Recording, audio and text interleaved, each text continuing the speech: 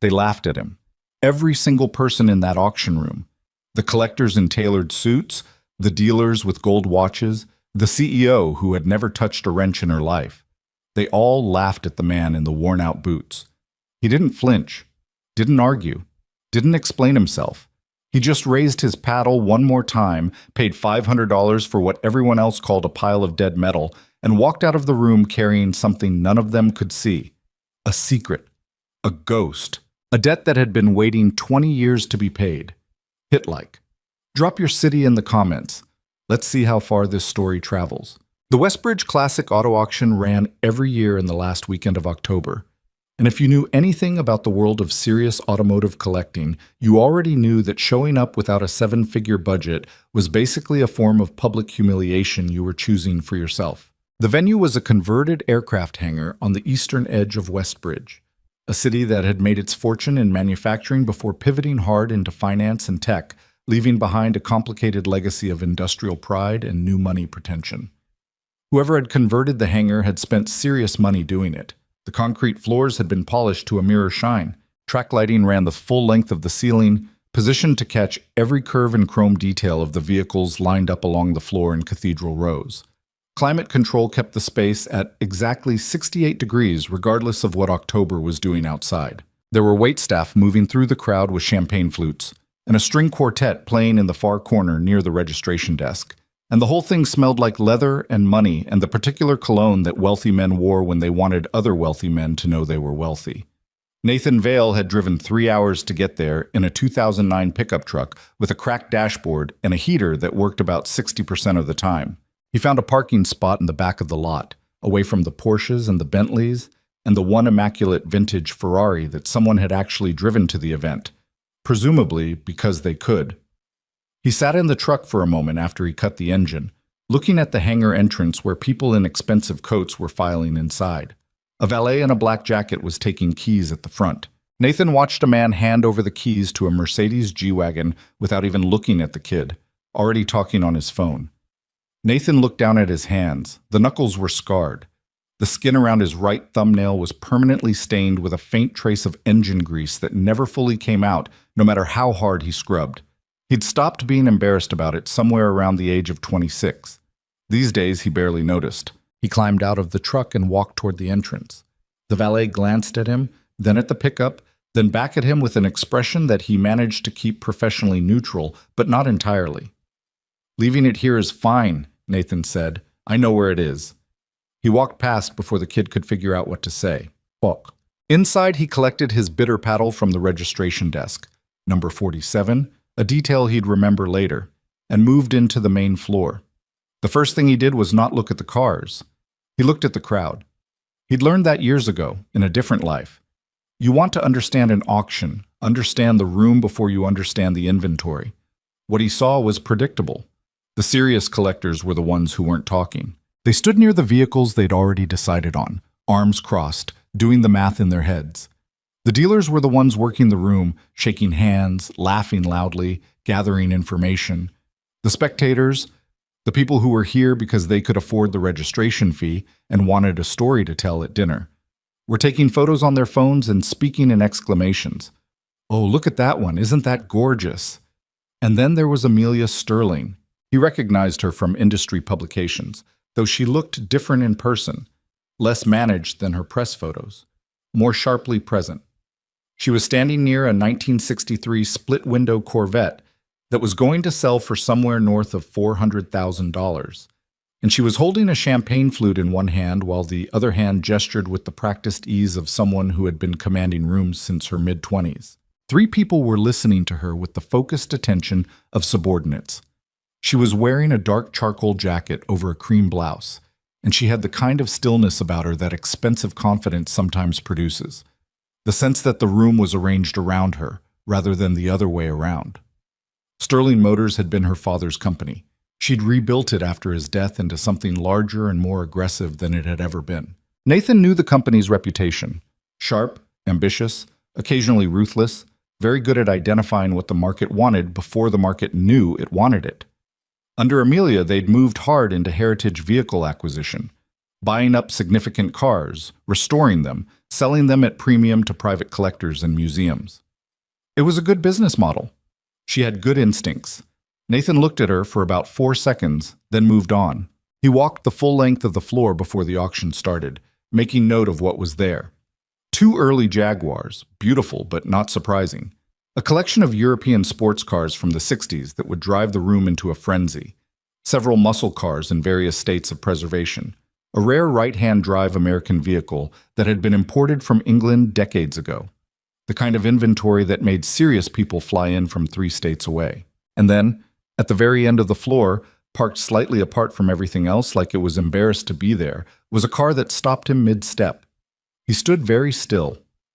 Around him, people kept moving, kept talking, kept doing the social mathematics of an auction crowd. Nobody else had stopped. Nobody else was looking at what he was looking at. The car was a 1967 Ford Mustang Fastback, or what was left of one. The body had been beaten badly by time and worse by neglect.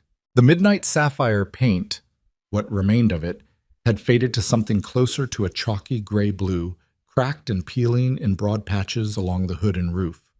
The front quarter panel on the driver's side had been crushed inward at some point, a collision that had never been repaired. The windshield was cracked in a long diagonal line from corner to corner. Both headlight housings were missing entirely, leaving the front of the car with a hollow, broken expression like a face that had taken too many hits. The interior, visible through the missing driver's window, was gutted. Seats gone, dashboard partially torn out, wiring hanging loose in black tangles from the firewall. The description in the auction catalog, which Nathan had read 3 times in the truck on the way over, was brief and bleak. 1967 Ford Mustang Fastback, non-running, significant structural and cosmetic damage, sold as is, no reserve, recommended for parts only, recommended for parts only. Nathan crouched down beside the front of the car and looked at the grille, at the nose, at the specific curve of the hood where it met the headlight opening. He put one hand on the car's fender and felt the rough, sun-damaged paint under his palm. "It's you," he said quietly. Not to himself exactly. To the car.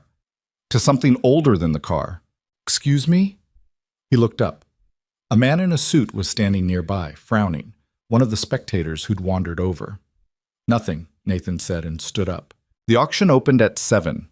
Nathan found a place near the back wall where he could lean against a concrete support column and watch the room without being particularly visible. He accepted a glass of water from a passing waiter and declined the champagne twice. Around him, the crowd settled into the particular focused energy of people who were about to spend real money. The auctioneer was a professional named Gary Whitfield, who Nathan had seen run events before. The man had a gift. He could make a bid feel urgent and casual at the same time, could make you feel like you were getting away with something even when you were paying full market value. He opened with a 1965 Shelby Cobra that went for $270,000 in under 4 minutes, and the room was immediately electric. The next 2 hours were what they were. The Corvette went for $410. A 1969 Camaro in pristine condition sold to a dealer from Chicago for $180. A rare Alfa Romeo that had belonged to a minor European nobleman started at $90,000 and climbed to $240 on the energy of 2 determined bidders who seemed to take the whole thing personally by the end. The string quartet had stopped playing. Nobody had noticed. Nathan watched. He bid on nothing. He noticed Amelia Sterling across the room during the Camaro sale, watching the bidding with narrowed eyes. She had a man beside her, an assistant, or maybe a business partner, who was taking notes on a tablet. She hadn't bid yet either. He had a feeling she was waiting for the Shelby GT35. Oh, that was scheduled for the second half of the event. A car that would be worth the wait and the price. Beside him, a heavy-set man in a plaid sport coat had been talking at a moderate volume to nobody in particular throughout the entire first hour, offering commentary on every sale, every bid, every car. Nathan had tuned most of it out. "Don't understand why they even bother listing junk like that," the man was saying now. Nathan glanced over. The man was looking at the catalog, and specifically at the listing for the Mustang. "Car's dead. Look at that." He held up the catalog. "What's the point? Who's buying a wreck like that?" "Someone who knows what it is," Nathan said. The man looked at him for the first time. And what is it? Something worth fixing. The man made a sound that was half laugh, half dismissal, and went back to his catalog. What? The Mustang came up near the end of the night, after the room had already peaked, and the energy was beginning to soften. A few people had left. The major sales were done. The catering staff had started consolidating the food tables. When Gary Whitfield announced the lot, there was an immediate ripple through the crowd. Not interest exactly, more like amused attention, the way a room pays attention to something they've decided is a joke before it even speaks. Two men brought the Mustang to the floor on a flatbed dolly. The car looked worse under the direct auction lighting than it had in the ambient glow of the hangar floor. The damage was more obvious. The missing headlights gave the front of the car a gutted, skeletal look. Someone in the crowd said something, and several people laughed. Lot 46, Gary Whitfield said, with the measured professionalism of a man who had sold magnificent machines all night and was going to give this one the same respect regardless. 1967 Ford Mustang Fastback as described in your catalogs. Non-running condition, sold as is, with no reserve. We'll open the bidding at $200. Silence. Not the charged silence of a room calculating value. The other kind. The silence of a room that has collectively decided something isn't worth the effort of engagement. $200, Whitfield said again. Anyone? From the back of the room, a paddle went up. Number 47. 200, thank you. Do I have 250? Silence. 250. 250 anywhere in the room. A woman near the front, apparently feeling generous toward the process, raised her paddle with the half-hearted gesture of someone doing a favor. 250. 300, Nathan said, before Whitfield could even acknowledge it. The woman shrugged and put her paddle down. 300 to the gentleman at the back, Whitfield said. Do I have 350? Anyone at 350? The room was quiet in the way that meant no. 400, Nathan said. Someone laughed. It was a short laugh, involuntary, like the kind that escapes when something strikes you as absurd. 450, Nathan said. More laughter. Scattered, but building. 500, Nathan said. The laughter had spread through most of the room now. People were turning to look at him. Some amused, some confused, some doing the thing where you look at someone and try to figure out if they're crazy or if they know something you don't. Most of them had settled on crazy. Gentlemen, are we done at 500? Whitfield said, and Nathan could see the professional effort it was taking to keep his voice neutral. The man was good at his job. Across the room, Amelia Sterling had turned to look at him. He was aware of her gaze the same way you're aware of headlights in your rearview mirror, without looking directly, with peripheral clarity. Going once at $500, Whitfield said. Going twice. What kind of fool pays $500 for a dead machine? The voice cut clean across the room. Clear, carrying, delivered with the easy authority of someone who was accustomed to speaking and being heard. Amelia Sterling was looking at him directly now. Not cruelty in her expression, exactly. More like the natural confidence of someone who says out loud what a room is thinking and expects to be agreed with. Someone must have told you this car is something special, she said. I'd hate to think you actually believe it. The crowd had gone genuinely quiet now, the kind of quiet that means everyone is watching. Nathan looked at her. He took a moment, not for effect, not for drama, just because he was deciding something. Then he looked back at the auctioneer. 500, he said. Sold, said Gary Whitfield, and brought his gavel down. He handled the paperwork at a folding table near the exit, signing what needed to be signed and handing over a personal check that cleared without drama. The car had to be trailered out. He'd anticipated this, had arranged it in advance, had a flatbed service on call that arrived at the loading dock at 9:45 p.m., with a driver who didn't ask questions and didn't make conversation, which Nathan appreciated. He was supervising the loading when someone appeared beside him. I owe you an apology. He looked over. It was the auctioneer, Gary Whitfield, still in his jacket, holding his catalog clipboard. The man looked slightly uncomfortable in the way that genuine decency sometimes produces when it recognizes a mistake being witnessed. You don't, Nathan said. I should have controlled the room better. What she said what the room was thinking. Nathan watched the driver secure the front wheels of the Mustang to the trailer bed. I've been in rooms like that before. It doesn't bother me. Whitfield was quiet for a moment. Then, "You know that car?" Nathan didn't answer immediately. The night air was cold and clean, and the loading dock smelled like motor oil in autumn. Behind them, through the open hangar doors, he could still hear the remnant chatter of the auction winding down. "Yeah," Nathan said finally, "I know it. Worth restoring." "It's not really about that." Whitfield seemed to understand that this was the end of the conversation. He nodded once, said good luck, and headed back inside. Nathan stayed until the car was fully secured. He put one hand on the trailer rail, looking at the Mustang in the dark, the faded midnight sapphire paint catching thin light from the dock's overhead lamp. 20 years. 20 years since he'd last seen this car. And somehow, improbably, here it was, crushed and rusted and barely recognizable. But here, existing, still in the world. "Okay," he said softly. "Let's go home." He called Cole Mercer from the road at 10:15 p.m. Cole picked up on the second ring, which meant he'd been awake, which meant he'd been either working late at the shop or watching baseball, and this late in the season, it was probably both. "Tell me you didn't drive 6 hours round trip to buy a tire iron," Cole said. 3 hours. "Okay, 3. What'd you get?" Nathan kept his eyes on the highway. Behind him, the flatbed's running lights were steady in his mirrors. "I need you to come by the garage tomorrow morning." "Nathan, early, 7 if you can." "Nathan, what did you buy?" "A 67 Mustang Fastback." A pause. "Condition?" "Not great." "Define not great." "I'll send you photos tonight. Come at 7. "Are you—" Cole stopped himself. Nathan could hear him processing something on the other end. "This isn't just a car, is it?" The highway stretched ahead in the high beams, flat and straight and empty at this hour. "No," Nathan said. "It's not." Cole was quiet for a moment. Then, 7 o'clock. "Thanks, Cole." "Don't thank me. I'm going to be cranky and I'm going to need 2 cups of coffee before I'm a real person. I'll have it ready." "That's the least you can do." He hung up. Nathan drove. He arrived back in Ashford City just before midnight.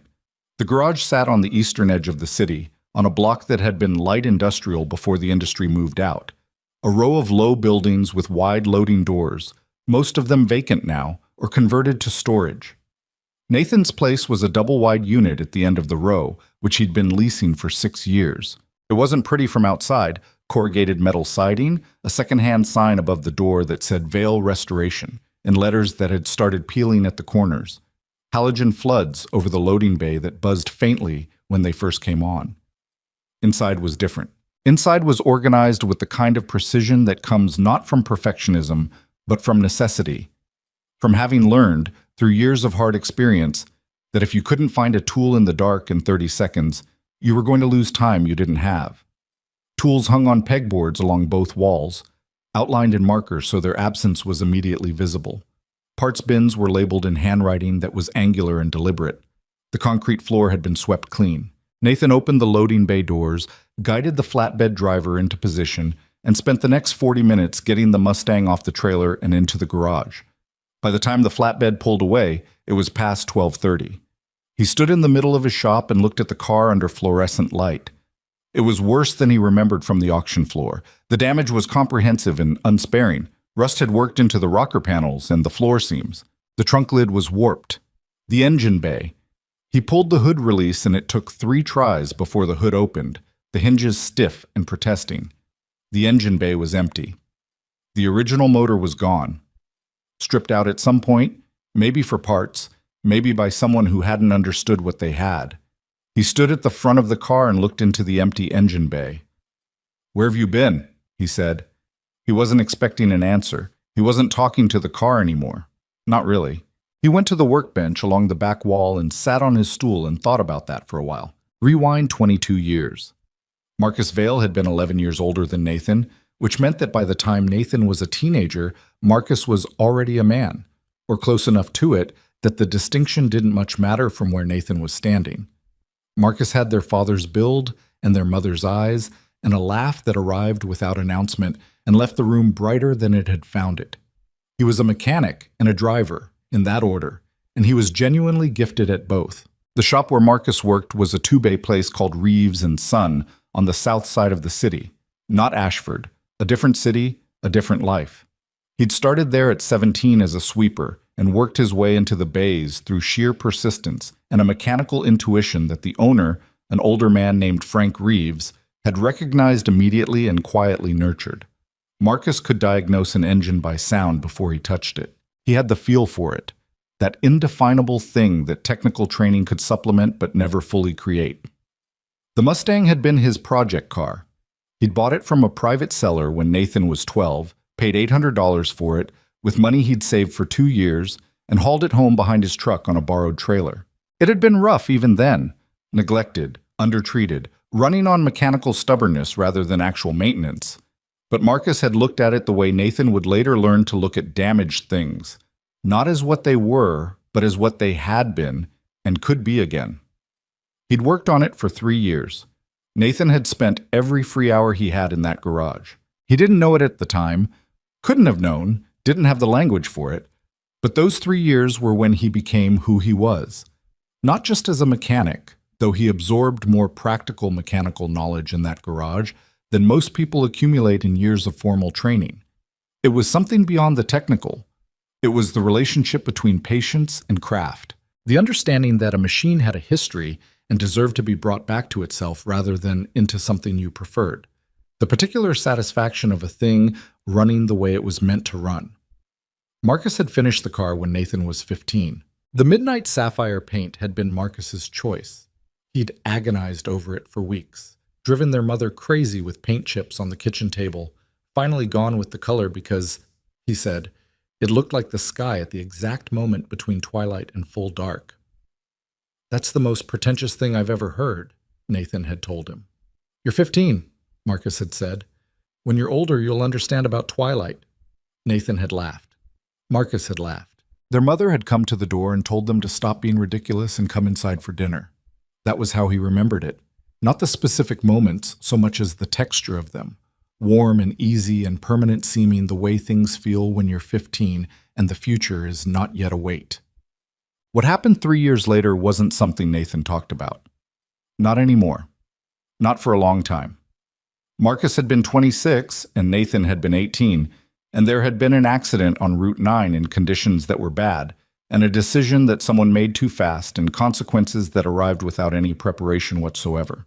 Nathan had been in the passenger seat. He'd walked away from it. Marcus had not. Not that night, and in the way that mattered most, not ever. The damage was to Marcus's spine, at the 3rd and 4th cervical vertebrae. The doctors had been careful with their language, which was its own kind of information. Recovery was possible, they said. Realistic expectations were important, they said. The road ahead was going to be difficult, they said.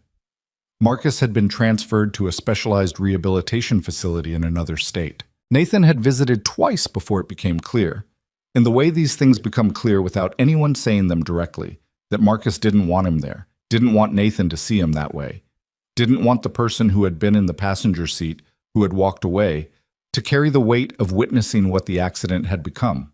Nathan had honored it. He hadn't understood it, not fully, but he'd honored it.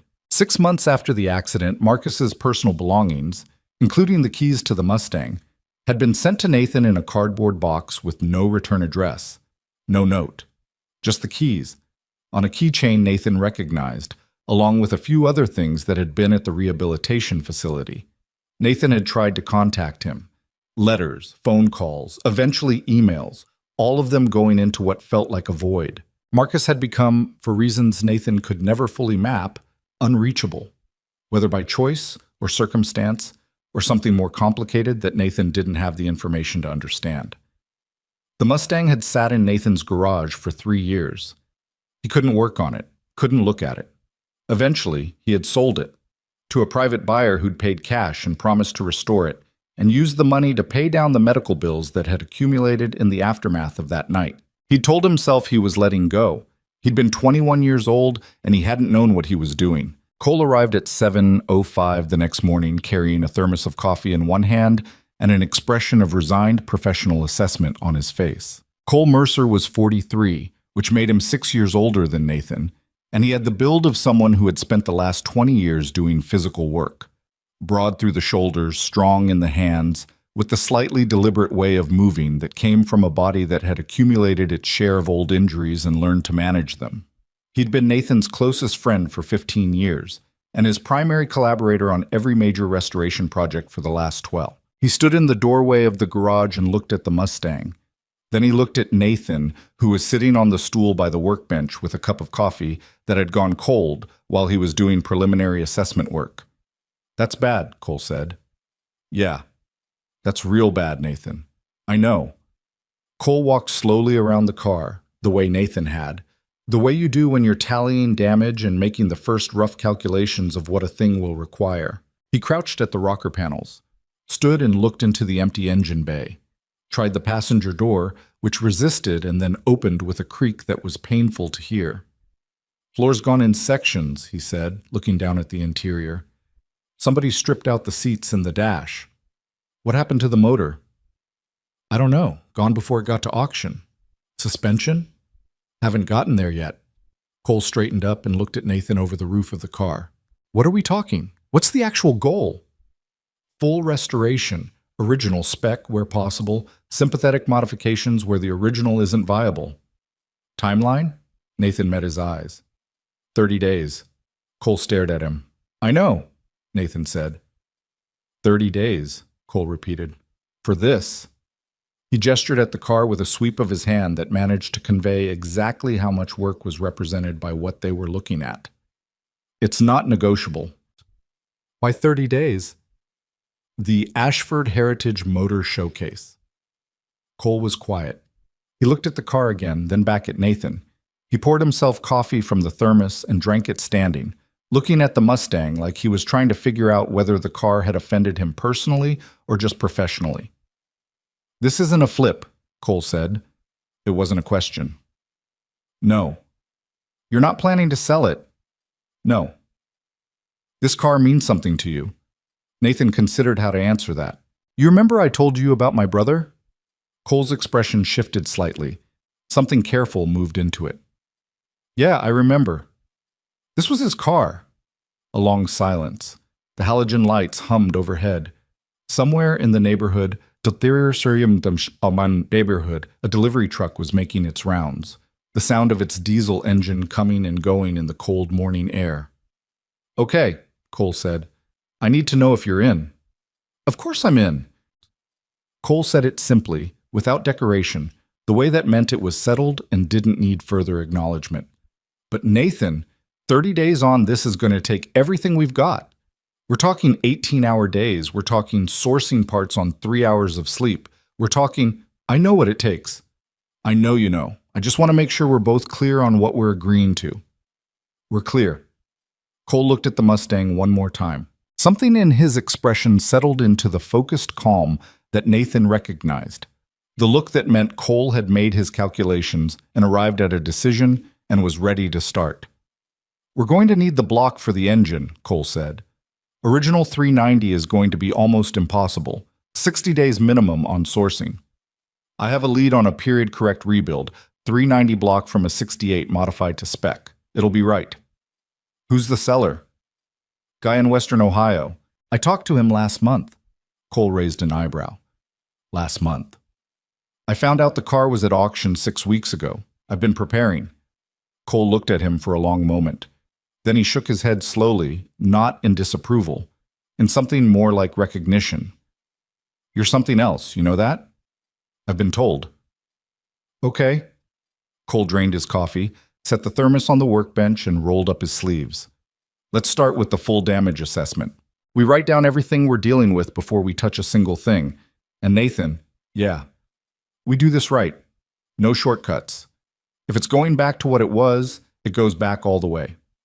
Nathan looked at the car, at the faded paint, at the empty engine bay, at the cracked windshield and the missing headlights and the crushed quarter panel. "All the way," he agreed. They spent the first day on assessment alone. Every inch of the car, body, frame, suspension, interior, electrical, glass, was inventoried and documented with the methodical thoroughness that real restoration work demanded. Nathan took photographs from every angle and every distance. Cole made lists in the spiral-bound notebook he kept in his back pocket, the handwriting precise and densely packed. By the end of day one, they had a picture that was both worse than and better than expected. Worse, the frame had been bent in the front right corner, almost certainly in the same collision that had crushed the quarter panel. The rust in the floor sections was more extensive than the initial walk-around suggested. The rear axle housing had a stress fracture that would need either replacement or a specialized weld repair. The wiring harness was essentially destroyed, pulled out in sections, the remaining portions corroded beyond use. Better, the firewall was structurally intact. The roof and pillars had no meaningful damage. The car hadn't been rolled. The rear section of the body, including the distinctive fastback roofline, was fundamentally sound beneath the surface damage.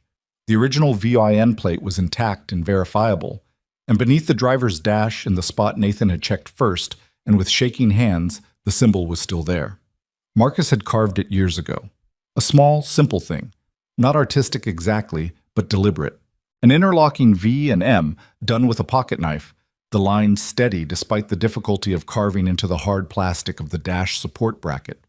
Marcus had done it the night he'd finished the paint, while Nathan wasn't looking, discovered it 2 days later and demanded to know what it meant. "Means it's ours," Marcus had said. "Now it'll always know where it belongs." The carving was still there, worn smooth at the edges by years and touch and whatever hands had stripped the dash afterward. But still there, still readable.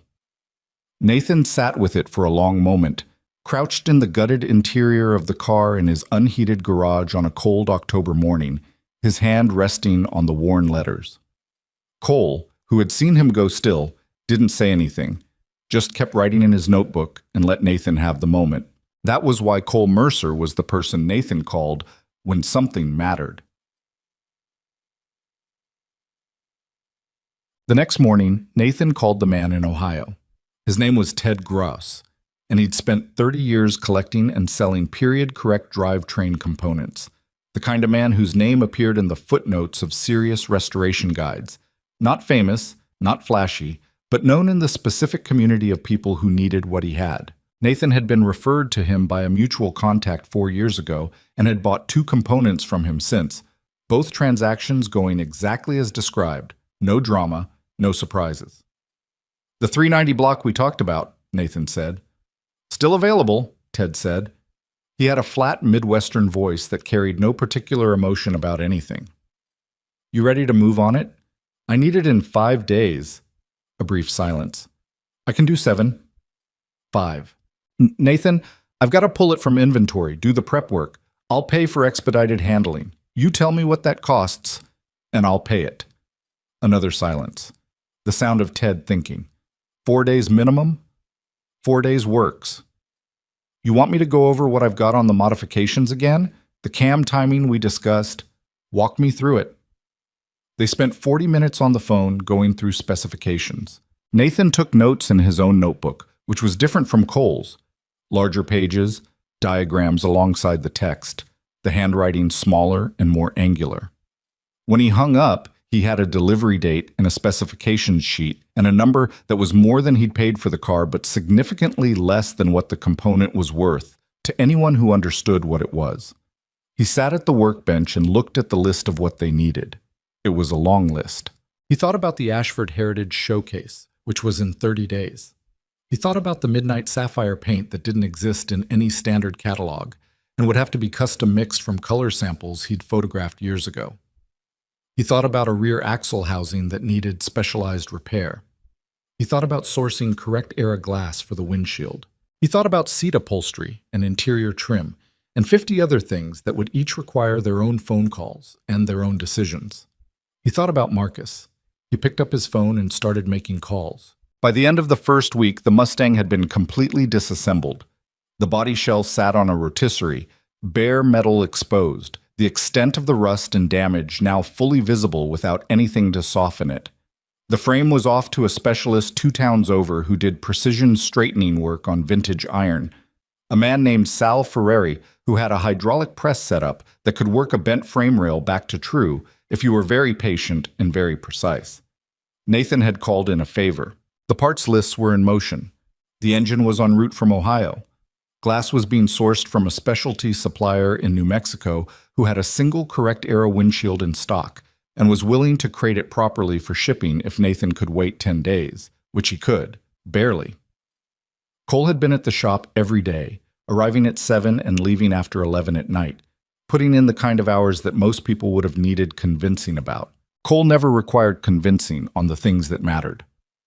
On the 8th night, when both of them were sitting on overturned parts bins eating sandwiches from a deli 3 blocks away and not talking about anything in particular, Cole said, "How'd your brother end up losing the car?"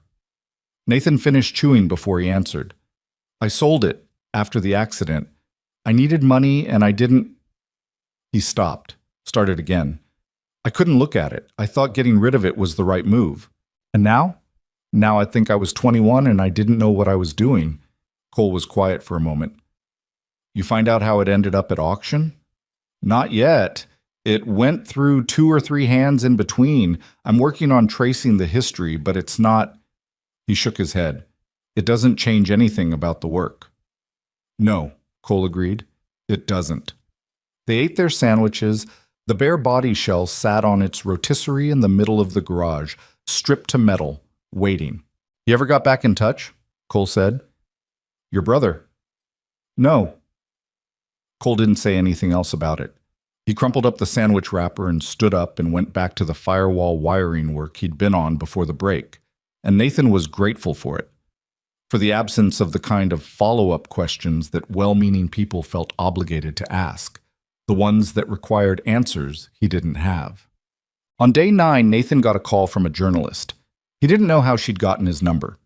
The industry was small, and news traveled through it the way news travels through any small world, quickly and without anyone being exactly responsible for its movement.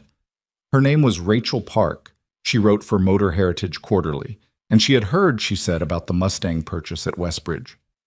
"I don't do press," Nathan said. "I know. I looked you up. You used to, years ago." Used to is the operative phrase. The car itself is interesting, though. A 67 Fastback in that condition, being restored on a tight timeline. Ms. Park, I won't write anything you don't approve. I'm not trying to do a story on you specifically. I'm interested in the restoration, the process. There's not enough written about what that work actually looks like from the inside. Nathan was standing at the workbench, looking at a section of wiring harness he'd been evaluating. He was tired in the particular way of someone who'd had fewer than 6 hours of sleep 4 nights running, and the fatigue made him consider things he might otherwise have declined more quickly. "Not now," he said. "Come back in 3 weeks. If we're on track, we'll talk." A pause. "That's closer to a yes than I expected." "Don't get ahead of yourself." He hung up and went back to the wiring harness. 2 days later, Amelia Sterling called. He stared at his phone when her name came up on the screen. She'd left a voicemail first, which he'd listened to twice, and then called back with the number she'd left. He wasn't sure yet why he called back. Professional reflex, maybe. Or something else. "Mr. Vale," she said when she picked up. Her voice was different from the auction floor, so still precise but less performative. "Thank you for returning my call." "I almost didn't." A brief pause. "I deserve that. It's not about that. I just don't take calls from people I don't know." "Fair enough." Another pause. "I wanted to speak with you about the Mustang. I assumed. Word has gotten around. I have contacts at the auction house and certain people in the industry." She stopped herself. "I'm going to be direct. I did some research after the auction. Your background is not what I assumed. I underestimated what you know and what you can do, and I said something publicly that I regret." Nathan was quiet. "I'm not calling to apologize," she said. "I mean, I am, partly. But that's not the main reason." "What's the main reason?" "I'd like to see the car when it's done." "Why?" "Because," she said, and he could hear her choosing words carefully, "I think when you're finished with it, it's going to be something I want to have seen, and I think it would be better for both of us if I saw it honestly, without having made an enemy of you in a room full of people first." Nathan thought about that. He looked at the bare shell of the Mustang on its rotisserie. "You know where the Ashford Heritage Showcase is?" he said. "Of course." "Come there. 3 weeks from Saturday. If we finish on time, it'll be there. And if you don't finish on time, Then it won't be there, and we can both be disappointed. A beat. Then something that might have been a very small laugh. All right, Ashford Heritage, 3 weeks from Saturday. Don't expect anything, Nathan said. I mean that genuinely. This car isn't built for your expectations. Whose is it built for? He thought about an older brother's hands, about a parking lot of carved letters, about the specific blue of a sky you catch for only one moment before it goes dark. Someone who's not here anymore, he said. He ended the call before she could respond. The work continued, days blurred. The engine arrived from Ohio on day 12, the 390 block, period correct, built to the specifications Nathan had ordered, wrapped in protective sheeting and crated so thoroughly that unpacking it felt like an archaeological event. Cole helped him lift it onto the engine stand, and they both stood over it for a moment with the particular reverence that mechanical people extend to good iron. Beautiful, Cole said. She is. You know that's slightly concerning, right? The way you talk about engines? You don't think she's beautiful? Cole looked at the block. I mean, yeah, obviously. The frame came back from Sal Ferreri's on day 14, straightened to within 0.02 of an inch, which was as close to perfect as metal was going to get after the kind of insult it had sustained. Nathan drove out to pick it up himself and stood in Sal's shop looking at it for a long time, while Sal watched him with the patient expression of a craftsman waiting for a peer's verdict. Good work, Nathan said. You sound almost surprised. I'm never surprised by your work, Sal. Sal accepted this with a small nod and handed him the bill, which was significant. Nathan paid it without comment. The bodywork was the most time-consuming phase. Cole had done bodywork his whole career, but this was a cut above what most shops handled. The crushed quarter panel required both metal fabrication and careful shaping to restore the original line, and Nathan was uncompromising about the line. He and Cole worked sections of the car in long shifts, hand sanding between filler applications, checking the surface with a painter's eye and raking light, doing it again when it wasn't exactly right. There, Cole said on the 17th day, running his hand along the repaired quarter panel. That's the line. Nathan ran his own hand along it. He closed his eyes and felt it. Yeah, he said. That's it. On day 18, he mixed the paint. He'd had the color samples for years, photographs he'd taken when he was a teenager, before the accident, before everything. He'd converted them to color values a long time ago, carried the formula in a notebook he'd kept through 6 moves and 2 significant life upheavals. He brought them to a specialty paint shop run by a woman named Diana Chen, who did color work for restoration professionals and had once told Nathan he had the best documented color request she'd ever received. She looked at the formula. Midnight Sapphire, she said. Factory Wimbledon White was the era's standard blue range, Nathan said. This was a custom order on the original, not standard production. I know, I've matched it before. She looked at him. For you? No, different job, about 10 years ago. She pulled a reference binder from under the counter and leafed through it with practiced efficiency. Here, is this it? She laid a paint chip on the counter. Nathan looked at it. The chip was small, maybe 2 inches square, but the color was exactly the specific quality of blue that existed in the last minutes of a fading October sky. Not quite navy, not quite cobalt, with a depth to it that seemed to change character under different lighting. That's it, he said.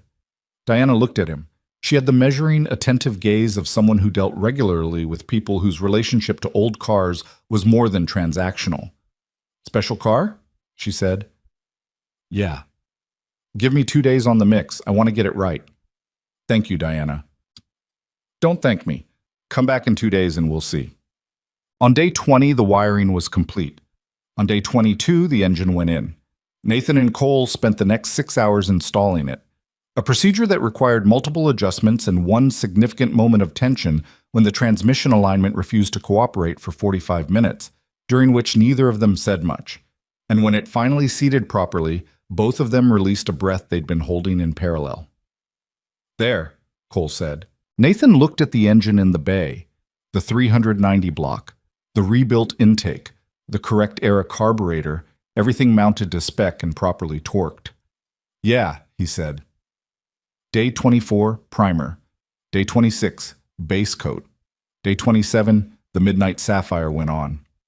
They applied it in Nathan's spray booth, say a room he'd built at the back of the garage 7 years ago, with proper ventilation and controlled temperature and the kind of lighting that let you see exactly what you were doing. Nathan did the application himself while Cole managed the conditions. 3 coats, each one allowed to flash before the next. The gun angle and distance kept absolutely consistent throughout. When the final coat was down and they were waiting for it to flash, Nathan stepped back and stood outside the booth's doorway and looked through the window at the car. Cole came and stood beside him. Neither of them said anything for a long time. The midnight sapphire caught the booth lighting and held it in a way that paint only does when it's applied right. Not flat, not metallic exactly, but deep. A color you felt like you were looking into rather than at. Marcus had good taste, Cole said. He did, Nathan agreed.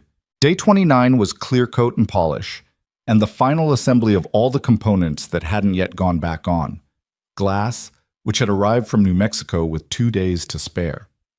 Trim pieces, some original, some carefully matched reproductions.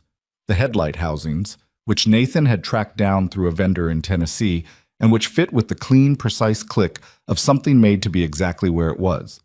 The seats went in on the morning of day 30. New upholstery over rebuilt frames, the pattern matched to the original. Cole installed the last seat bolt, stood up, and looked at Nathan. "That's it," he said. Nathan was standing at the front of the car, looking at the finished product. The midnight sapphire paint shone under the garage's fluorescent lights. The chrome was correct. The glass was flawless. The lines of the fastback roofline swept back exactly as they should. He went around to the driver's door and opened it, sat down. His hands found the steering wheel. The seat felt right. The dash, rebuilt from bare metal, was exactly as it should be. He reached under it and ran his finger across the VIM carving. Still there. Cole leaned against the passenger door window and looked at him. "You want to start it?" Nathan sat with his hand on the key for a moment. He thought about Marcus saying, "Means it's ours." He turned the key. The 390 block caught on the second crank and settled into a sound that was, there was no other word for it, correct. Not loud, not showy, but deep and steady and alive in the way that only original displacement iron is alive, a sound with mass and history in it. The engine ran. Cole, who was not a sentimental man, put both hands over his face and didn't say anything for a moment. Nathan sat with his hands on the wheel and listened. Outside, Ashford City went on about its business. Trucks on the road, a delivery somewhere, wind moving down the block. Ordinary sound, ordinary world. Inside the garage, the engine turned over and over, and the car that had been left for dead was breathing again. The engine ran for 11 minutes before Nathan shut it off. Not because anything was wrong, because he needed to stop before the feeling became something he couldn't manage in front of another person. Cole understood this without being told. He'd pushed off the passenger window the moment the engine caught, moved to the workbench, found something that needed doing there even though everything on the workbench had already been done. He gave Nathan the space without making it a thing, which was one of the reasons Nathan had trusted him for 15 years. When Nathan finally came out of the car, he stood beside it for a moment with his hand resting on the roof. The midnight sapphire was still warm from the recent clear coat work and the booth lights, the surface smooth under his palm in the way that correctly prepared paint is smooth.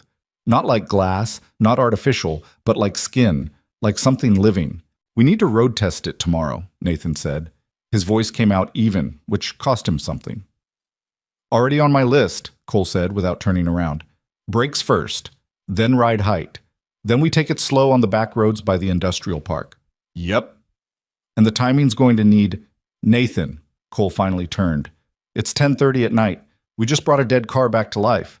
You're allowed to stop talking about the next thing for 5 minutes. Nathan looked at him. Cole had grease on his left cheek, and his flannel shirt had a burn hole near the cuff from a welding spark 2 weeks ago that he'd never bothered to address. He looked like what he was. A man who had spent 30 days doing extraordinary work in an ordinary building and was now standing in the evidence of it, tired and satisfied and trying to make sure his friend was okay. 5 minutes, Nathan said. "That's all I'm asking." Nathan pulled his stool from the workbench and sat on it and looked at the car. Cole poured what was left in the coffee thermos into 2 mugs that probably weren't entirely clean and handed one over without ceremony. The coffee was terrible, hours old, barely warm, and Nathan drank it anyway.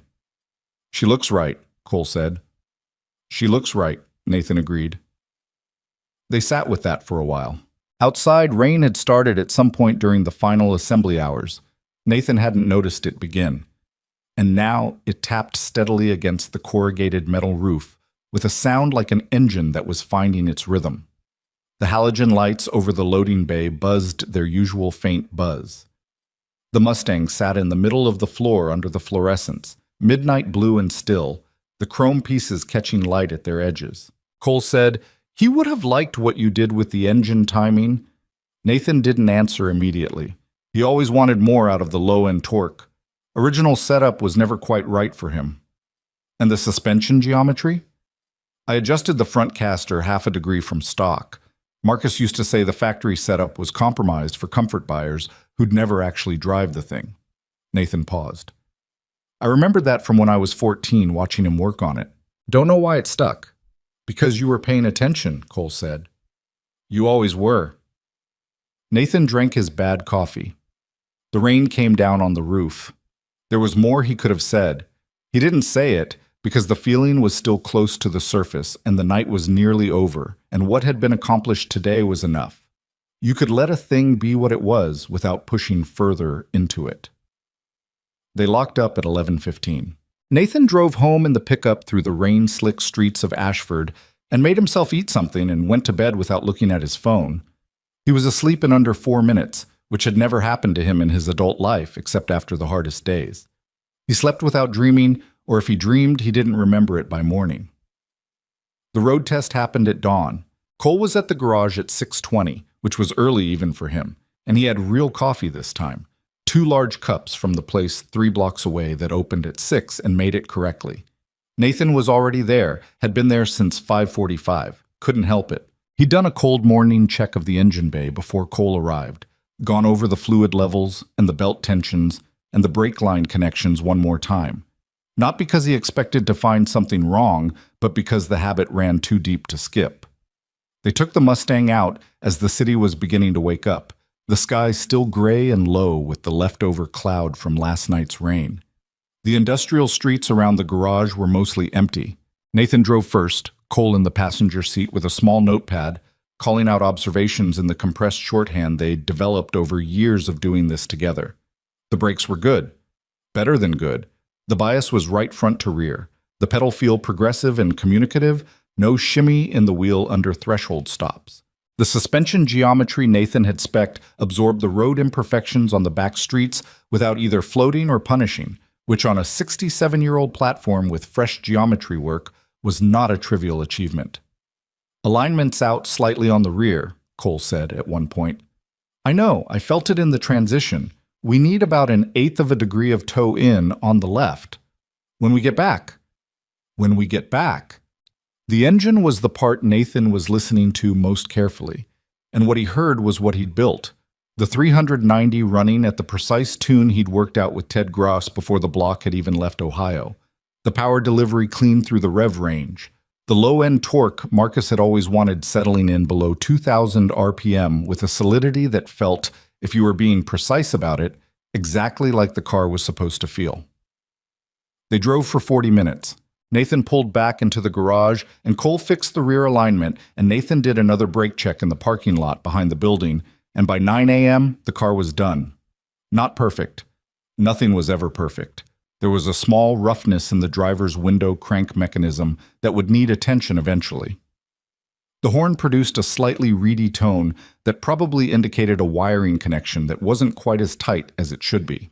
The passenger side door, when closed from inside, required a slightly deliberate pull that would likely self-correct as the rubber seals broke in, but for now was faintly annoying. These were the realities of restoration work. Anyone who told you a fully restored vintage vehicle was flawless had either not driven it enough or was trying to sell it to you. The Ashford Heritage Motor Showcase was in 3 days. Nathan called the event coordinator, a woman named Patricia Vong, who'd been running the logistics of the showcase for 7 consecutive years. and confirmed the exhibition space he'd reserved in January, before the Westbridge auction, before any of this, back when he'd registered speculatively without knowing whether he'd have anything worth showing. "Mr. Vale?" Patricia said, and he could hear her looking at the registrant list. "Center floor, space 11. You're confirmed. We'll need vehicle arrival by 8 a.m. Saturday for setup." "I'll be there. Can I ask what you're bringing?" "For the program notes. 1967 Ford Mustang Fastback, full restoration." A pause. "Condition on arrival to restoration?" "Non-running. Significant structural and cosmetic damage." Another pause. Longer. "Timeline?" 30 days. The silence that followed was the silence of someone doing mental math and arriving at an answer that surprised them. "We'll note that in the program," Patricia said, in a tone that had shifted to something more attentive. "Is there anything else we should know for the exhibition description?" Nathan thought about it. "Just that it's original midnight sapphire. Color was custom to the car. It's the right color." He let that sit without explaining it further, because explaining it would have required more than he was prepared to give to a phone call with someone he didn't know. "We'll have it ready," Patricia said. He spent the 3 days before the showcase dealing with the things he'd deferred during the restoration, the regular work of running a small business that had been put on the back burner for a month. There were 2 other projects that had been minimally tended to during the Mustang work, both clients who had been patient in the way that clients with significant money tended to be patient when they believed in what you did. Nathan called both of them, gave honest timelines, received understanding he probably didn't deserve, but accepted with genuine gratitude. He also dealt with the growing communications situation that had developed around the Mustang. Rachel Park, the journalist from Motor Heritage Quarterly, had been patient in her own way. She'd sent one follow-up message in the 3 weeks since their initial call, just a brief check-in, no pressure in it. Nathan called her back on the Thursday before the showcase. "I'll give you 30 minutes, he said. "Before the event. 7:30 Saturday morning." "I'll take it," she said, without any fuss. "Bring someone for photos if you want, but they stay back from the car during setup." Understood. He also, because it needed doing and he'd been putting it off, returned a call from someone he hadn't expected to hear from, Gary Whitfield, the Westbridge auctioneer. Whitfield had called 4 days after the auction with a follow-up, which was unusual for someone in his position. The message had been brief, just asking how the car was doing, offering that if Nathan ever needed documentation on the auction provenance for a future sale, he could provide it. Nathan had let that sit for a while before deciding what it meant. He called Whitfield on the Thursday, late afternoon. "Mr. Vale," Whitfield said, "I wasn't sure I'd hear from you." "I wasn't sure either," Nathan said honestly. "The car's done." A beat. 30 days. "Yeah. I watched your career a bit after the auction, did some reading. You were the Pereira restoration, the 43 Packard that went to the Whitmore collection. That was my work. And the Leland Estate Commission, the 48 Lincoln Cosmopolitan. That too. You disappeared from the industry for several years, mid-career." Nathan didn't answer that directly. "I took some time." Whitfield seemed to understand the finality in that response. "Well, what you did in 30 days for the price you paid, if anyone in that auction room had known who you were, the bidding on that Mustang would have looked very different." "Better for me that they didn't," Nathan said. There was a pause in which Whitfield seemed to reassess something. "Will you have the car at the Heritage Showcase?" "Saturday." "I'll be there," Whitfield said, "if you'll permit it." "It's a public event, Mr. Whitfield." "Of course, but I wanted to ask." "Come," Nathan said. "Bring whoever you want." He hung up and sat with the phone in his hand for a moment. The thing he hadn't told anyone, not Cole, not Whitfield, not Rachel Park, and certainly not Amelia Sterling, was that the closer they got to Saturday, the less the showcase felt like an automotive event, and the more it felt like something he didn't entirely have a word for. A ceremony of some kind. A public acknowledgement of a private thing. The car finished, and running was already more than he'd let himself believe would happen when he'd raised that paddle in the Westbridge hangar. Putting it in front of people felt like the next necessary step in a process he hadn't consciously planned but couldn't now stop. Cole put it differently on the Friday night before the showcase, when they were doing a final cleanup of the car, removing the shop fingerprints, getting the chrome to the last level of brightness, doing the small things you do when you're preparing something to be seen. "You nervous?" Cole said. "About what?" "The showcase." "Showing it." Nathan ran a chamois over the hood. "No." "Liar." "I'm not nervous about the car." "Then what are you nervous about?" Nathan kept working. The midnight sapphire under the cloth, the depth of the color, the way it pulled light in. He thought about how to say what he meant and settled on the approximate version. What if somebody who knew Marcus is there? Cole's hand slowed on what he was doing. "The car's been out in the world for 20 years, Nathan said. "Passed through I don't know how many hands. The people Marcus knew back then, they were part of a community. Some of them still are." He paused. "The car might bring them." Cole was quiet for a moment. "Would that be a bad thing?" Nathan didn't answer right away. The cloth moved over the chrome. The garage was very quiet. "I don't know," he said finally. "I genuinely don't know." Cole nodded slowly, accepting that. "Then we just go and find out." They finished the prep work and locked the garage at 10:15. Nathan drove home a different way than usual, through the older residential streets on the west side of Ashford, where the trees were wide and the houses sat back from the road. The pickup's heater worked tonight. He had the radio on low, some late-night country station that drifted in and out of clarity, the signal from somewhere far enough away that it came and went with the hills. He drove past the street where he'd grown up without stopping, which was something he almost never did. The house had changed hands twice and been renovated by the current owners into something that bore only a vague structural resemblance to what he remembered. He didn't stop, just drove past, noting the way the porch light was on in a house that had never had a porch light when he was a child. Different people, different life, same address. The world updated itself constantly, whether you were watching or not. He went home and slept and woke at 5 and lay in bed for a while, looking at the ceiling before getting up and making coffee and standing at his kitchen window while the city got light. Saturday came.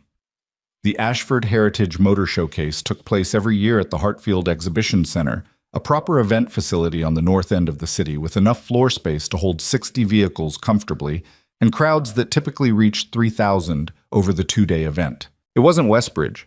It wasn't the kind of event that made the national press or drew the mega collectors with 8-figure budgets.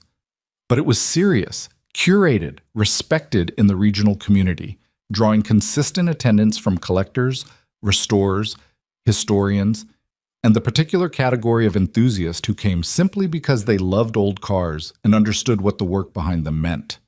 Nathan arrived at 7:15, the Mustang on a trailer behind the pickup. He'd decided not to drive it to the event. Wanted the first public scene of it to be inside, under proper lighting, with the car stationary and visible on all sides. There were things about it that needed to be seen standing still. The loading area behind the exhibition center was organized chaos of the particular kind that happens when 40-plus vehicles are being moved into a space simultaneously by people who all believe their car is the most important thing being moved. Nathan backed the trailer into position and was unhitching when Rachel Park appeared beside him with a camera bag over one shoulder and a notebook in her hand. She had a photographer with her, a young woman who hung back at a professional distance and was already looking at the light. 7:30, Nathan said. "You're early." "I'm a journalist," Rachel said. "I'm always early." She looked at the covered car on the trailer. "Can I see it?" "When we get inside." "Before you uncover it even. Just the shape under the cover." Nathan looked at her. She had an earnest quality that was slightly unusual for someone in her line of work. Not naive, just genuinely present with what she was interested in, without the performed casualness that media people sometimes deployed. "When we get inside," he said again, without heat. Rachel accepted this and put herself out of the way, while Nathan and a showcase staffer got the car off the trailer and rolled it into the exhibition center. He found space 11 on the center floor and positioned the car himself, making small adjustments to the angle until it sat exactly where he wanted it relative to the overhead lighting, which was good at Heartfelt, properly positioned track lighting that worked with the curves of a car rather than flattening them. He pulled the cover. Rachel made a sound that was small and involuntary. The photographer, true to her craft, said nothing, just began working. "Can I walk around it?" Rachel said. "Go ahead." She moved around the car slowly. She didn't reach out to touch it, which Nathan appreciated. Some people did, couldn't help it. And while he understood the impulse, it always required a decision about whether to say something. Rachel kept her hands to herself and just looked. And the looking was careful and attentive and not casual. "The color," she said, at the front of the car. "Midnight sapphire, custom to the original vehicle." "You matched it." "I had the formula." She looked at him. "From when?" "A long time ago." She wrote something in her notebook. The photographer was moving around the car in a loose orbit, finding angles, the camera working quietly. The rest of the exhibition center was filling up around them, the morning setup energy of vendors and exhibitors and volunteers, and the first early arriving visitors starting to come through the doors. "What was the starting condition?" Rachel said. "Non-running, crushed right front quarter panel, bent frame, rust in the floor sections and rocker panels, missing engine, windshield cracked through, interior stripped." "And the timeline?" 30 days. Rachel looked up from her notebook. "I've been in this industry for 9 years, she said. "I want to be honest with you. When the initial information came through about this car, I assumed it was an exaggeration or marketing. It's not." "I can see that." She paused. "Who helped you?" "My associate Cole Mercer did the bulk of the bodywork alongside me. Frame straightening was done by Sal Ferrari in Birchmont, paint by Diana Chen's shop. Engine was sourced through Ted Gross in Ohio." He paused. "Everyone I just named deserves their credit." Rachel wrote the names down carefully. "Why this car? The condition at auction. You could have bought something better for $500. Nathan looked at the Mustang.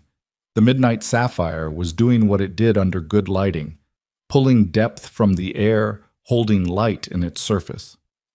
"Not this car?" he said. Rachel waited, pen ready.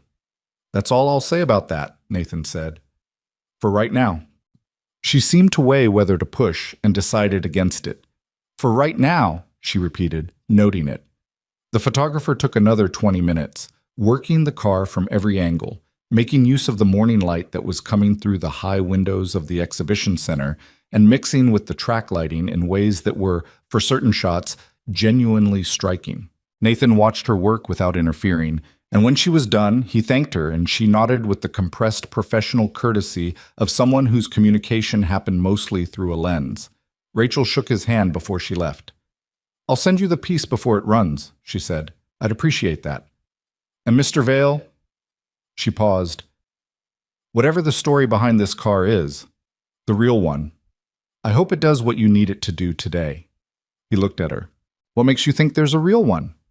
"Nobody does what you just did in 30 days for a car they found at auction," she said simply. Then she shouldered her bag and left. The doors opened to general visitors at 9.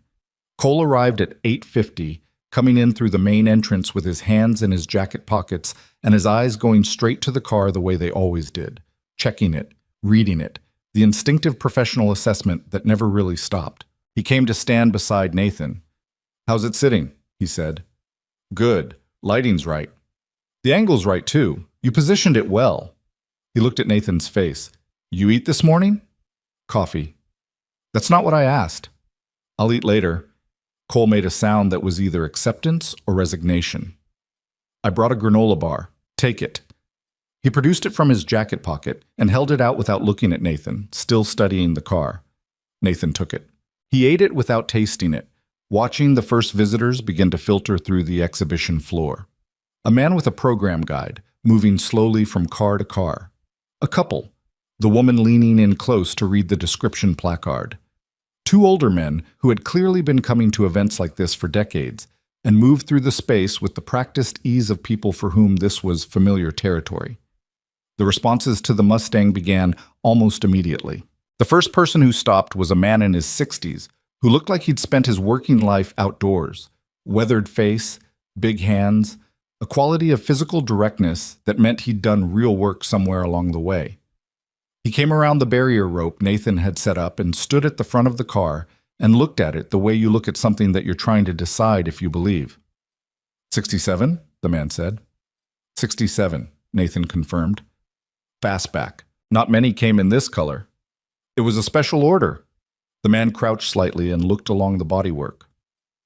The quarter panel repair about Front right. That was bad work that got fixed. Yes. Who did the shaping? I did, with assistance.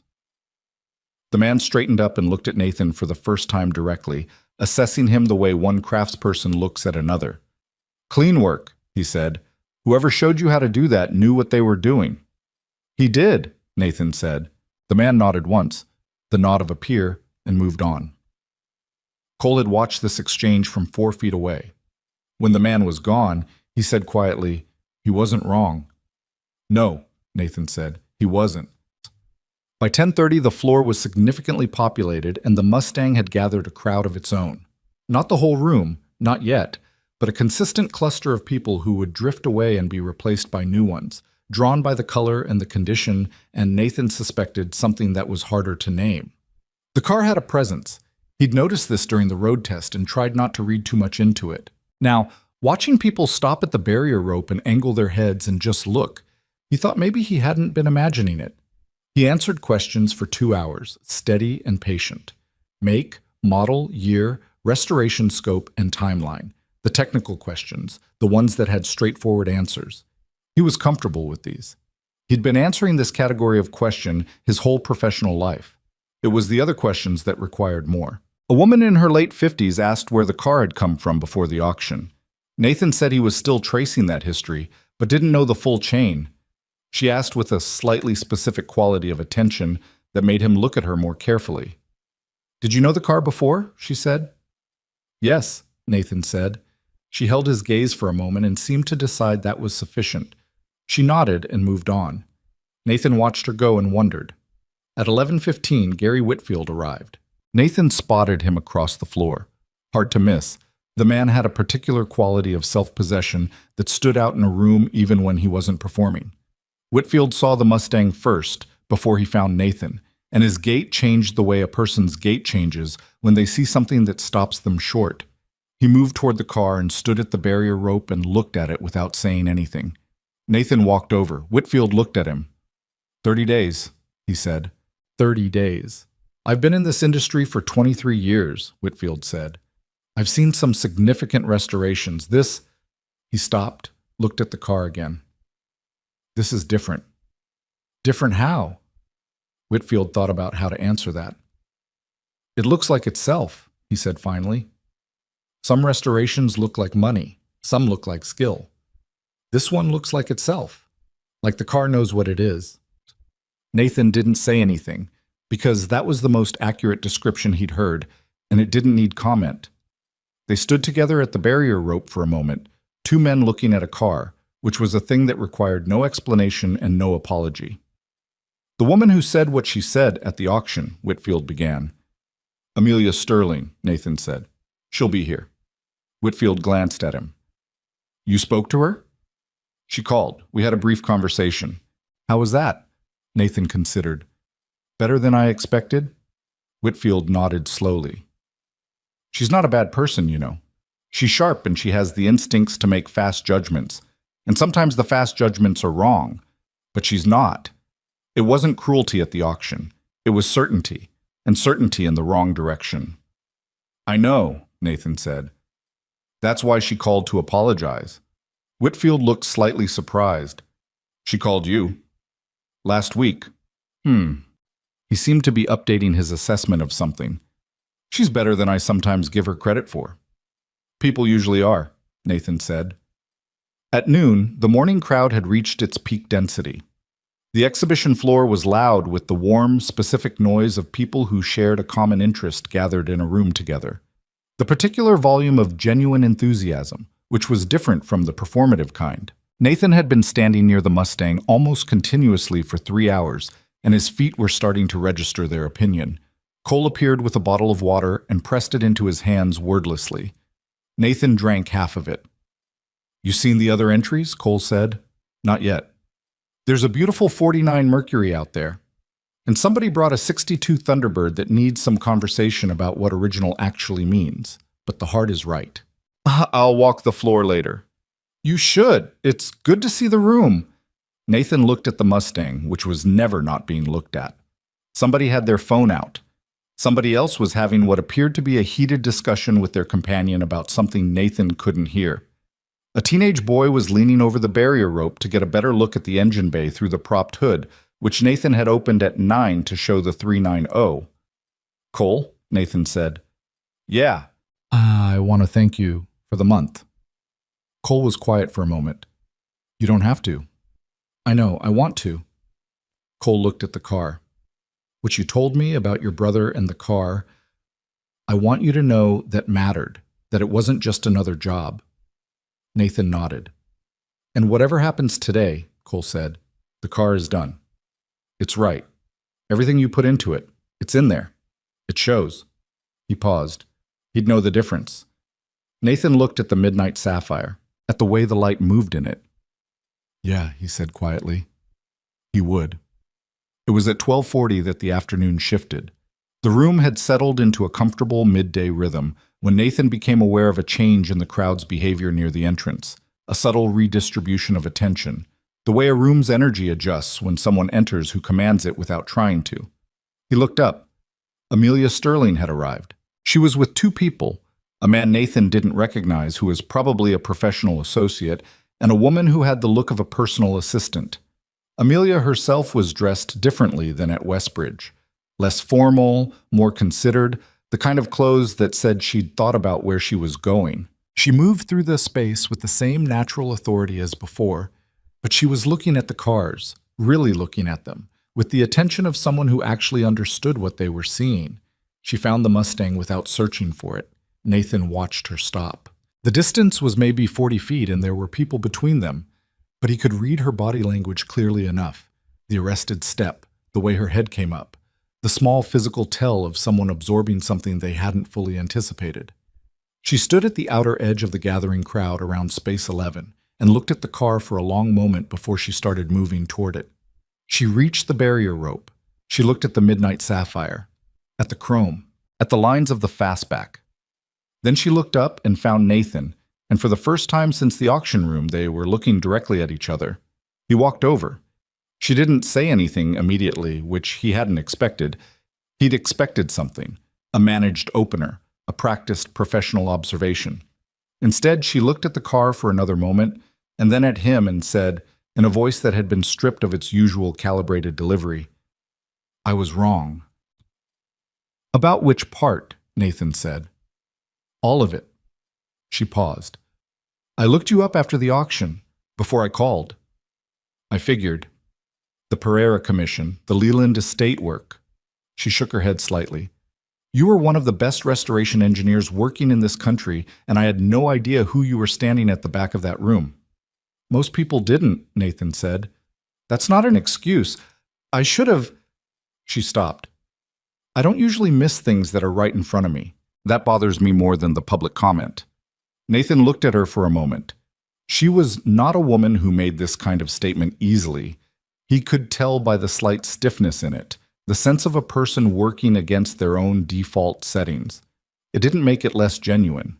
It made it more. "It's done," he said. "I'm not sure it is. For me."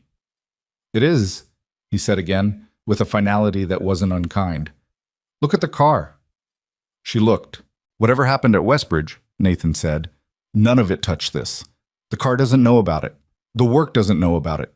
He paused. "That's the thing about restoration. You're only accountable to what the car was. Everything else is just noise." Amelia was quiet for a moment.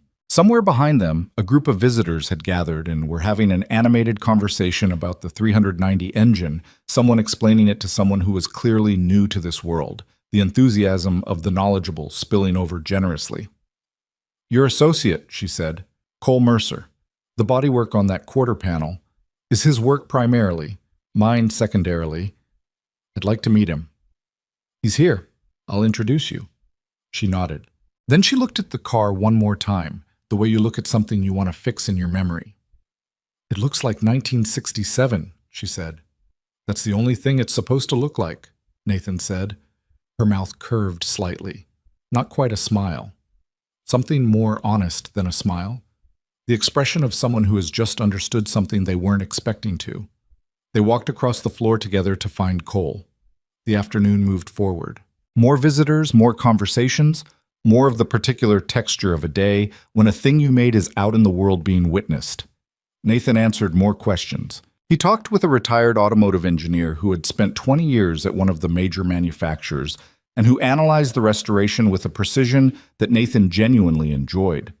The kind of conversation that happened when you were talking to someone whose knowledge matched yours, where you could be specific and the specificity was received.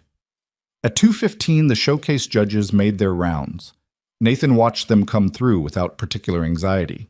The judging criteria at Heartfelt were documented and fairly applied. He'd read them 3 times. He didn't think about the results.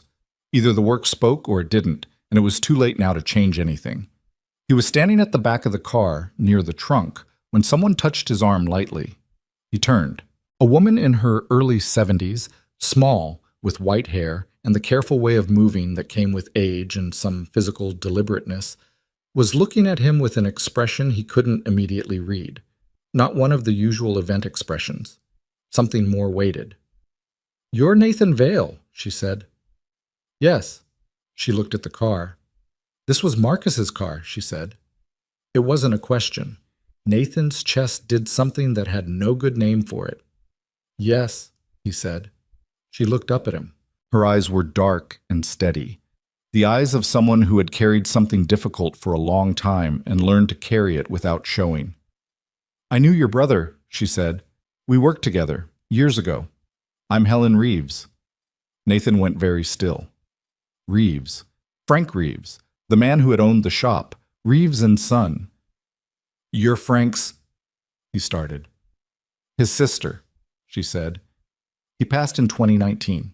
But before he did—" She looked at the car again, and something moved through her expression, something that was grief and recognition and something else, something that was about time and the things time does to what matters. He talked about this car more than almost anything, about Marcus and the work they did, about the boy who used to come in and sit in the corner and watch. Nathan didn't trust himself to say anything. "That was you," she said. "That was me," he managed.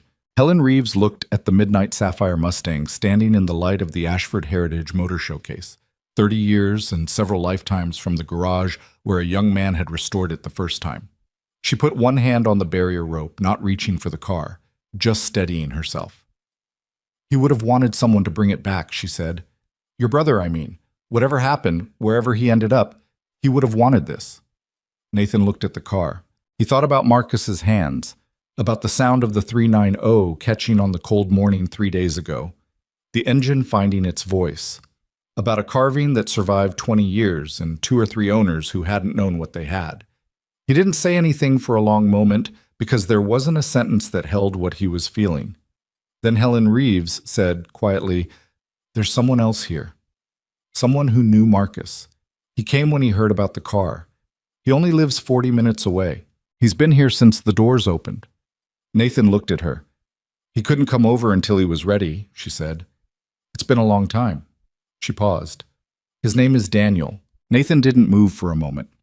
Helen Reeves was still holding the barrier rope, her hand resting on it with the steadiness of someone who'd learned to be still when everything around her was complicated. She was watching him with those dark, careful eyes, reading his face the way people do when they've delivered information that could land in more than one way. "Daniel," Nathan said. "Daniel Reeves, Frank's son." She paused. "He and Marcus raced together for about 4 years. Before the accident, they were close. The way young men get close when they're doing something that scares them together. You know what I mean." Nathan knew what she meant. "Where is he?" Nathan said. Helen turned slightly and gestured toward the far side of the exhibition floor, past the Mercury that Cole had mentioned, past a cluster of visitors gathered around a long table of automotive literature and memorabilia. There was a man standing near the wall, not looking at anything in particular, or rather looking at the floor near his own feet with the posture of someone who had been working up to something for a while and wasn't quite there yet. He was maybe 60, perhaps slightly older. It was hard to tell at this distance. Medium build, gone slightly soft at the middle, the way it does in the years when hard physical work slows, and the body begins its quiet negotiations with time. He was wearing a gray jacket over a dark shirt, and he had his hands in his jacket pockets, and he looked from across the room like a man who was carrying more weight than his posture was showing. He recognized the Mustang from the description in your registration materials, Helen said. Midnight Sapphire, 67 fastback. He knew immediately. She looked at Nathan again. He almost didn't come. He called me twice to say he wasn't going to, and then he came anyway. How long has he been here? Since about 9:30. Nathan did the calculation. 3.5 hours. 3.5 hours of standing in the same building as this car without coming over. He doesn't know I'm talking to you, Helen said. I came over on my own. I thought... She paused. I thought someone should introduce the moment before it just happened.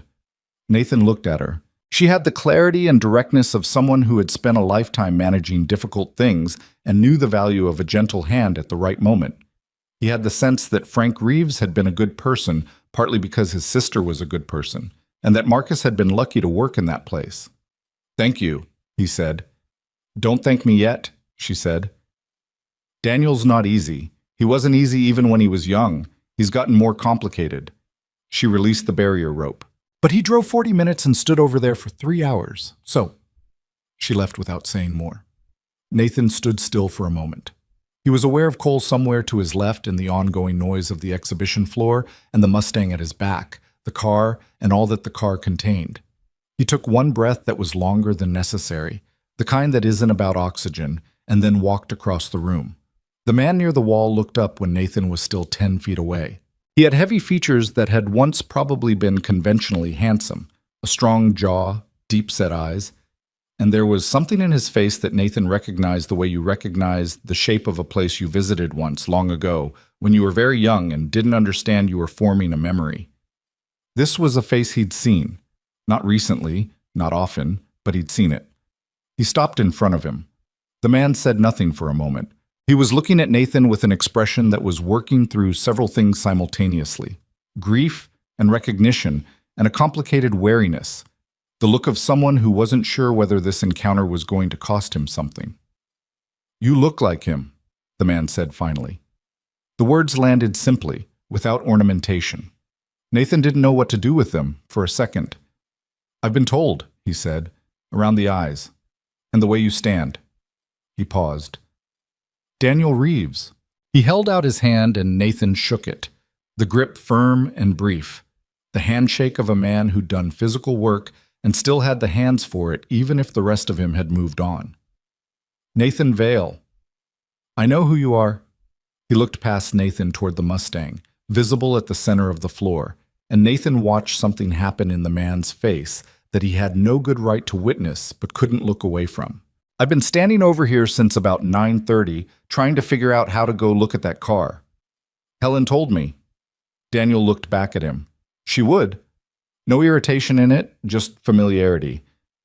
She still treats me like I'm 25 and need managing. He paused. She's usually right. They stood in the middle of the exhibition floor with people moving around them, a natural eddy of space forming the way it does when two people are clearly in the middle of something that doesn't invite interruption. Nathan was aware of the noise and the movement and the smell of the event, old metal and wax and coffee from a vendor cart near the entrance, but it had receded to the background the way things do when the foreground gets specific. How long had you known Marcus? Nathan said. We started racing together when I was 24. He was 22 maybe. We ran the regional circuit for the first year and then got into the invitational series the year after. Daniel's hands were still in his jacket pockets. He had the way of talking about the past that older men develop, not nostalgic exactly, but measured, like each thing said has been assessed for accuracy before being offered. He was better than me on the track, not by a little. I was a decent driver. Marcus was something else. I know, Nathan said. Of course you do. You watched him. Daniel shifted his weight. I knew he had a younger brother. He talked about you more than he probably knew he did. Something that wasn't quite a smile moved across his face and was gone. He'd go on about this kid in the garage who asked better questions than anyone twice his age, drove him crazy, wouldn't let a thing go until he understood it completely. Said you were either going to be an engineer or a menace. He hadn't decided. Nathan felt something in his throat that he managed. He was right on both counts, he said. Daniel made a sound that might have been a laugh in a lighter moment. He looked at the Mustang again across the room. 40 years ago, I watched him paint that car in the back of my dad's garage. Took him 2 days. Spent more time staring at the color chips than he did doing the actual work. My dad thought he was losing his mind. He paused. Midnight sapphire. He said it looked like the sky at the exact moment between twilight and full dark, Nathan said. Daniel looked at him sharply. He told me too, Nathan said. A silence between them that was thick with what it held. Around them the showcase went on. A small child asking loud questions about a car's engine, a couple disagreeing pleasantly about something, the ambient hum of people who loved old things gathered together in one place. None of it touched the space Nathan and Daniel were standing in. I should have reached out to you, Daniel said, after the accident, after everything. He said it without preamble, the way people sometimes deliver admissions they've rehearsed, not because they've made it easy for themselves, but because they know the delivery doesn't matter, only the fact. I was 28, and I didn't know how to be useful in that situation, and so I wasn't. I just went away. A lot of people did. That doesn't make it... I'm not saying it does, Nathan said. I'm saying you weren't alone in it. Daniel was quiet for a moment. He looked at the floor briefly, then back up. Do you know where he is? The question was careful. It had been assembled to not assume. No, Nathan said. Nothing in all these years? Letters came back. Emails went nowhere. The facility he transferred to, they could only confirm he was no longer in their system, and that was 15 years ago. Nathan kept his voice level, which required effort he didn't show. I hired someone to look about 12 years back. They found a couple of institutional records that went cold. Nothing current. Daniel absorbed this. The muscles in his jaw worked for a moment. He could be anywhere. Yes. He could be. Yes, Nathan said again, quietly. He didn't let Daniel complete that sentence. Not because he was avoiding it. He'd sat with every version of it over 20 years, had been through every ending and non-ending the uncertainty offered. But because completing it out loud in this building, in front of this car today, wasn't something he was going to do. Daniel seemed to understand this. He nodded slowly, once. Will you come look at it with me? Nathan said. It was a simple question. It didn't perform anything, didn't offer false comfort, didn't pretend the 20-year absence of answers was resolved. Just a simple question about a car. Daniel looked at him. Something in his face shifted. The wariness going back a layer, something rawer, briefly visible beneath it. The look of a person who has been holding something for a long time and has just been offered a safe place to set it down for a minute. Yeah, he said. Okay. They walked together across the exhibition floor towards Space 11. The crowd around the Mustang had thinned slightly in the early afternoon lull.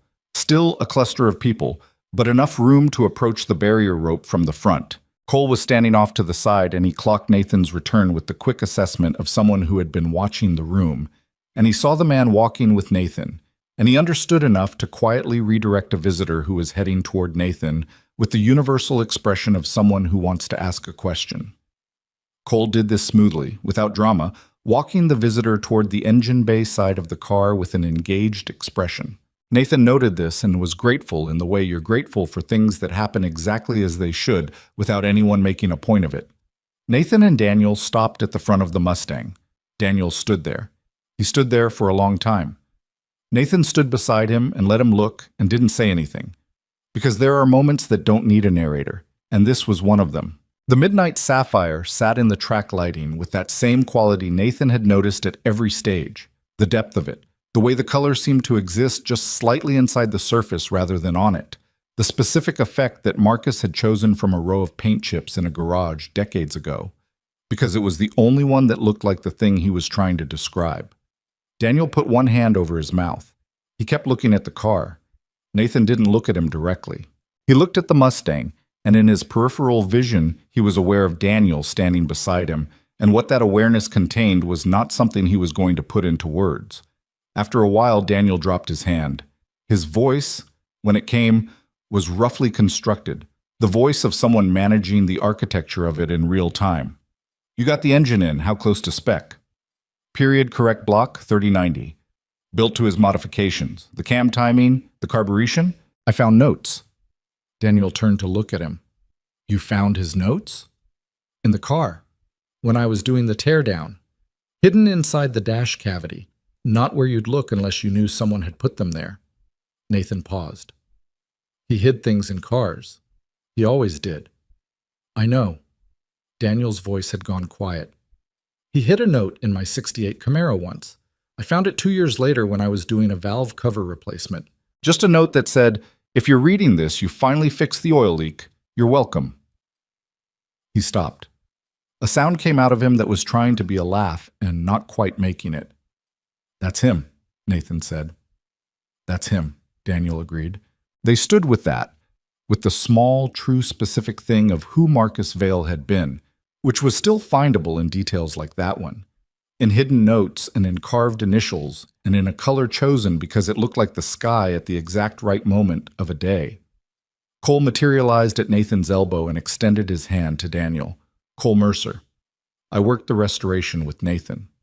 Daniel shook his hand. Daniel Reeves. I knew Marcus through racing.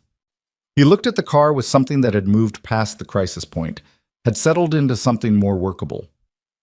Who did the bodywork on the quarter panel, the front right? That was primarily Cole, Nathan said. Daniel looked at the repair line. Invisible, because it was good work. You can't tell. That's the idea, Cole said. My dad would have appreciated it, Daniel said. He was particular about bodywork.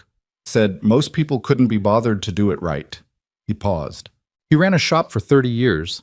Everything he knew about doing it right, he taught Marcus. Then Marcus taught me, Nathan said. Daniel looked at him. Then he looked at the car. Something went through his expression. Not resolved, nothing like resolved. This was not the kind of thing that resolved cleanly, but something that had been held tight for a long time that was, for the moment, allowed to simply be what it was. Thank you for bringing it back, he said. He said it to Nathan, but he seemed to also be saying it in the direction of the car, the way you address both the person and the thing they represent at the same time. I had to, Nathan said. I know, but thank you anyway. They stood at the Mustang for another 20 minutes, the three of them, talking about the car and about the work, and then, gradually, about Marcus, about specific things, incidents and details, the texture of who he'd been. Cole listened and occasionally asked a question with the tact of someone who understood he was adjacent to something that had its own weight and didn't need amplifying. Daniel had stories Nathan had never heard, racing stories, some of them funny in the way dangerous things become funny in retrospect, others that were just vivid and particular, the kind that lodge in memory because they're true in a way that's more fundamental than factual accuracy. At one point, Daniel said he used to eat peanut butter sandwiches before every race, not because he thought it was lucky, he just liked them, and he figured if it went wrong, at least he'd had a good sandwich. Nathan started laughing before he could help it. The laugh surprised him. It came from somewhere real and low, not the performed laugh of politeness. Cole looked at him with slight alarm, which made him laugh again. Sorry, Nathan said, not sorry. I forgot about the sandwiches. He used to make them in our kitchen the night before anything, Daniel said, nodding. Any event, any big day, peanut butter sandwich, he never explained it. He didn't have to explain it, Nathan said. It just was. The conversation moved in the way good conversations about people who are absent move, not linearly, not toward resolution, but in the organic pattern of memory, which circles and doubles back and lands on things sideways. Nathan found himself saying things he hadn't said aloud in years, small remembered facts about his brother that had sat in him like sealed rooms, and the act of saying them in front of Daniel, who received each one with the recognition of someone who had known the same person from a different angle, felt like something being ventilated for the first time in a very long time. At some point during this, Amelia Sterling appeared at the edge of the barrier rope again. She had been circling. Nathan had been aware of this. She'd had the Cole introduction an hour ago, a conversation that had lasted considerably longer than Nathan expected, which probably said something about Amelia's ability to engage when she chose to. Now she was back at the car, and she read the composition of the group at the barrier rope, Nathan and Daniel and Cole, the quality of the conversation, with those sharp eyes of hers, and made the correct assessment without being told. She didn't approach. She looked at the car from the barrier, took in the midnight sapphire and the lines and the chrome, and there was in her expression something that Nathan hadn't seen from her before. Not admiration exactly, though that was in there, but something more complicated. The look of someone who is genuinely accounting for an error. Nathan met her eye across the distance and gave a small nod. She nodded back and moved away. The judges came to space 11 at 2:45. There were 3 of them. A woman in her 60s who wrote for a major automotive restoration publication, a man who had spent his career as a senior curator at a regional automotive museum, and a third who was a retired manufacturer's engineer with deep experience in vintage American iron. Nathan knew the woman's name, Margaret Fallon, whose column he had read for years, and recognized the curator from his photograph in the showcase program. They moved around this Mustang with the practiced efficiency of people who had done this many times and knew what they were looking for. They asked Nathan a series of questions: restoration scope, sourcing decisions, timeline, technical specifications, and he answered them directly, without embellishment, the way he answered all technical questions. He let the work do what the work did. He pointed them to Cole for questions about the bodywork. He opened the driver's door and indicated the dash interior where the original carving was visible, not explaining it, just noting that the dash structure was original. Margaret Fallon crouched and looked at the carving. "Not a factory marking," she said. "No," Nathan said. She looked at it for a moment with an expression that suggested she was making room for the thing without needing it, explained. Then she straightened up and moved to the engine bay. They spent 16 minutes on the car. When they were done, they conferred briefly in low voices and made notes and moved on to the next entry without telling him anything, which was how judging worked, and which was fine. Daniel had watched the judging from beside Cole. When the judges left, he said, "They'll give it something." "That's not why it's here," Nathan said. "I know," Daniel said, "but they will." The afternoon moved into the later hours with the particular quality that the later hours of a public event have: the crowd thinning, the energy shifting from the high of the midday peak to something quieter and more contemplative, the people who remained tending to be those who came because they genuinely cared rather than those who came because it was a thing to do on a Saturday. The light through the high windows of the Heartfelt Exhibition Center had gone from the flat brightness of noon to the angled, warmer light of mid-afternoon, and the midnight sapphire under it was doing something that Nathan had been watching all day and hadn't yet stopped watching. The color changed with the light, not dramatically, not like a chameleon effect, but in the way that deep colors change, gaining and releasing warmth, the blue component shifting, the depth of the surface responding to the angle of the source. In the noon light, it had been pure and cool. Now, with the afternoon slant coming through the windows, it had taken on a quality that was warmer, richer, closer to the twilight Marcus had been trying to capture. Nathan was looking at it from the back of the exhibition space, a small distance from the car, when Cole came and stood beside him. "Afternoon suits it," Cole said. "Yeah. Looks different than it did this morning." "Better?" Nathan said. "Both," Cole said. Nathan had his hands in his jacket pockets. His feet had long since stopped making their complaints, or rather had made them so persistently that he'd stopped registering them as complaints and accepted them as the general condition of standing for 8 hours. His coffee from the morning was a very distant memory. He was tired in a way that was not unpleasant, the tired of a day fully inhabited. "Daniel's going to stay for the awards," Cole said. "I saw him talking to Helen. She found him a chair. He told her he didn't need one. She gave him one anyway." "That's what she does," Nathan said, somehow certain of this, though he'd met her this morning. "He told me something," Cole said. He paused. "About Marcus. About after the accident." Nathan looked at him. "He said Marcus made everyone go away," Cole said. "Not just you. All of them. Daniel, other friends from the racing circuit, people he'd known for years. Daniel tried to visit 3 times and was told Marcus didn't want visitors. He wrote letters that came back. He said he spent a long time thinking he'd done something wrong, something specific, and then eventually he understood it wasn't that." Cole paused. "He said Marcus couldn't stand being witnessed in that condition by people who knew him before." Nathan was quiet. "He said he thought Marcus would have come around eventually," Cole said, "given enough time, that the going away wasn't forever, it was It was a door closed while something was happening, not a door closed for good. He stopped. I don't know if that's true. I just thought you should hear it. Nathan looked at the Mustang, at the midnight sapphire in the afternoon light. He'd carried the weight of Marcus's silence for 20 years in a particular way, the way of a person who suspects, in the unexamined part of themselves, that the silence might have been partly their fault. The 18-year-old in the passenger seat who walked away, who sold the car, who was the living reminder of the night that changed everything. Cole's version, Daniel's version, didn't fix this, didn't make it clean, but it put a different frame around something he'd been seeing one way for a very long time, and the different frame mattered, even if what was inside it hadn't changed. Thanks, he said. Cole nodded and said nothing more. He went back to the car because that was where the work was, and Cole always ended up near the work. At 4:15, the award ceremony began. Patricia Vong ran the ceremony with efficient warmth. She had the ease of someone who genuinely liked the event and the people at it, which made the formality of the proceedings sit comfortably rather than stiffly. The awards were announced in categories, starting with the more specific classifications and working toward the two major honors, Best Restoration and Vehicle of the Year. Nathan stood beside the Mustang during the ceremony. Daniel and Helen Reeves had moved to a position where they had a clear sightline.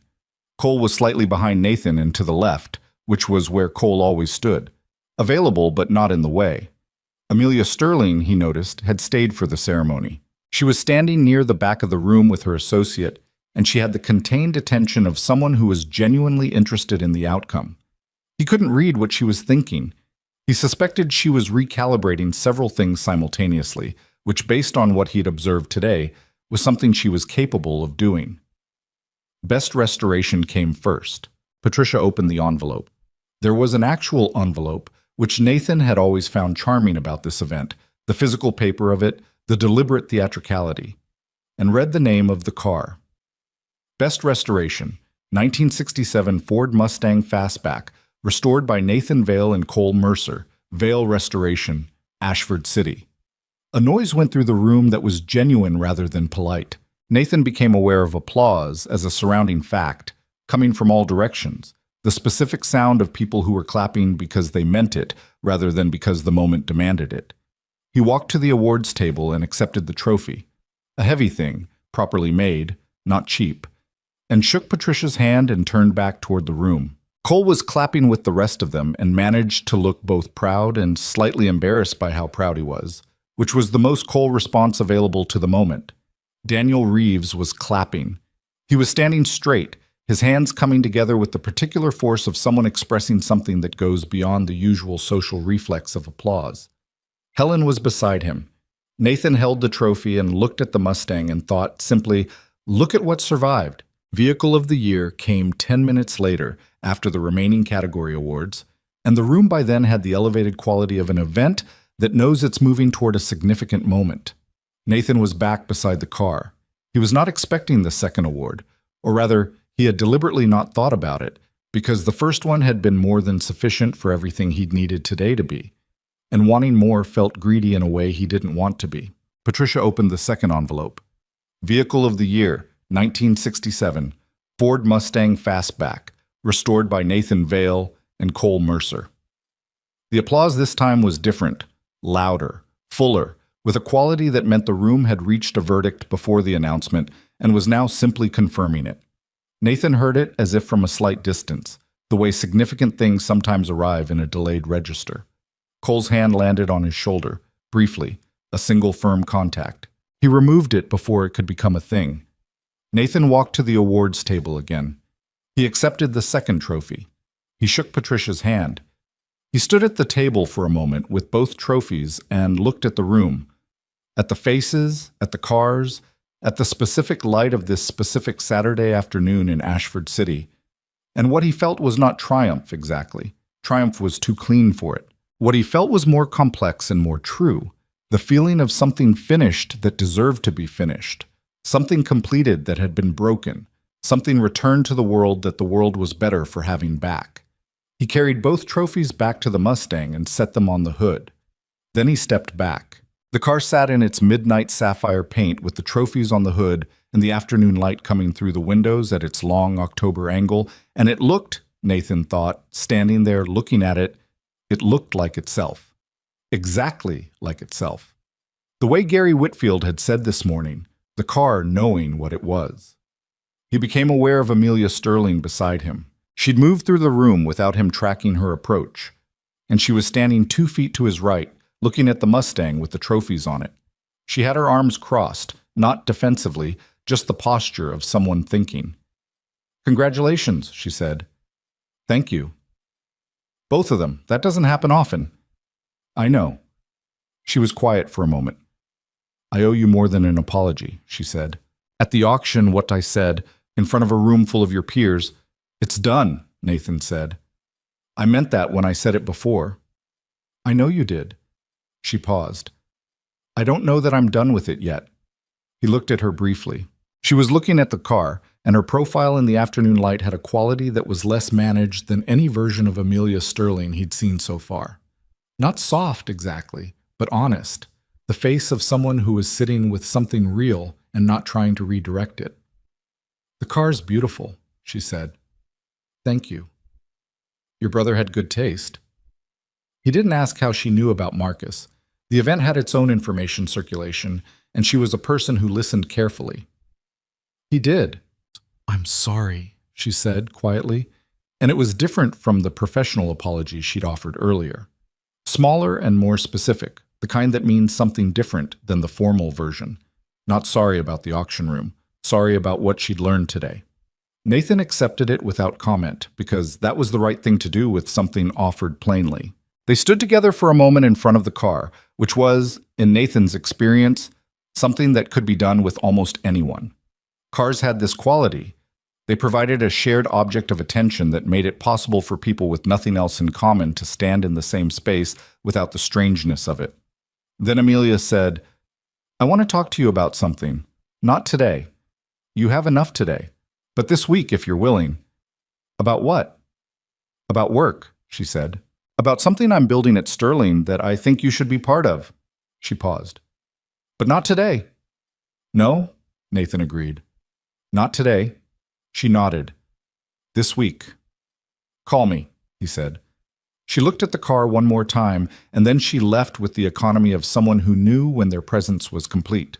Nathan watched her go, and then looked back at the Mustang, and then looked across the room to where Daniel Reeves was standing with Helen, the two of them having a conversation that had the quality of a long overdue one. Daniel caught his eye across the distance, and something passed between them. Not anything that could be transcribed, just the acknowledgement of two people who had spent a significant day in the same room and knew what it had held. Cole materialized with food, an actual piece of food, a sandwich from somewhere, wrapped in wax paper, pressed into Nathan's hand with the air of someone who had been waiting for the right moment and had decided this was it. "Eat," Cole said. Nathan looked at the sandwich. Peanut butter. He looked at Cole. Cole looked back at him with an expression that was careful and somewhat readable if you knew Cole, which Nathan did. "I didn't plan that," Cole said. "It was what they had at the vendor cart."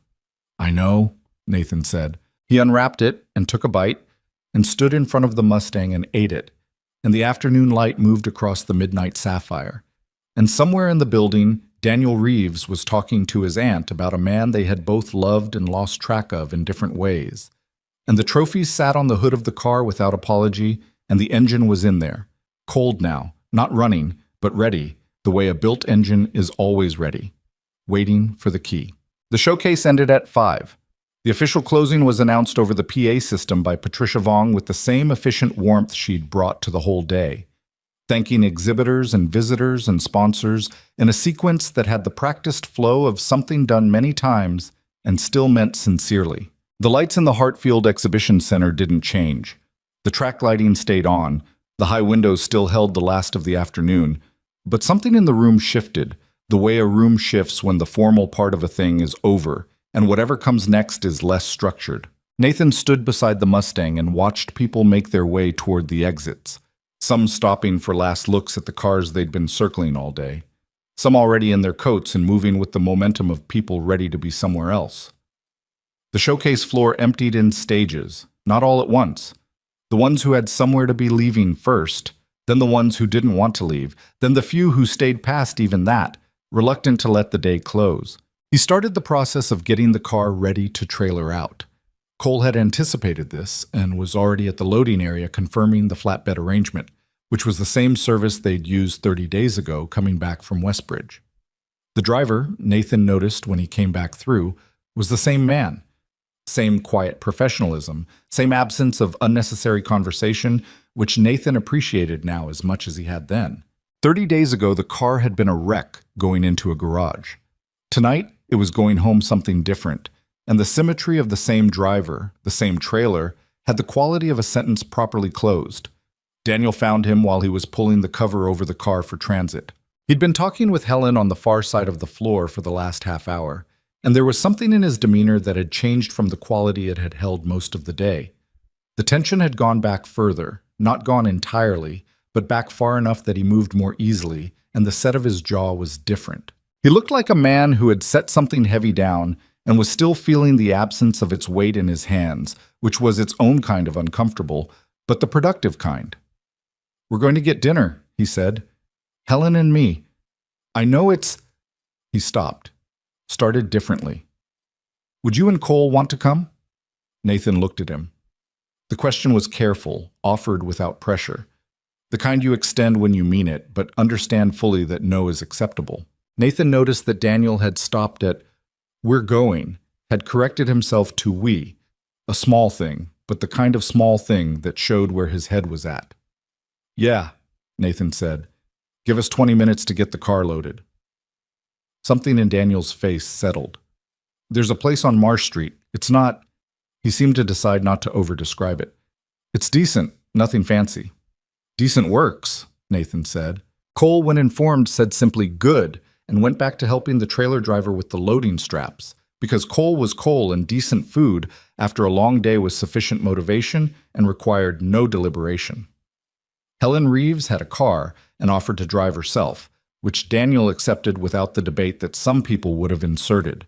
She had the self-sufficiency of someone who'd been taking care of her own logistics for a long time and found it more efficient that way.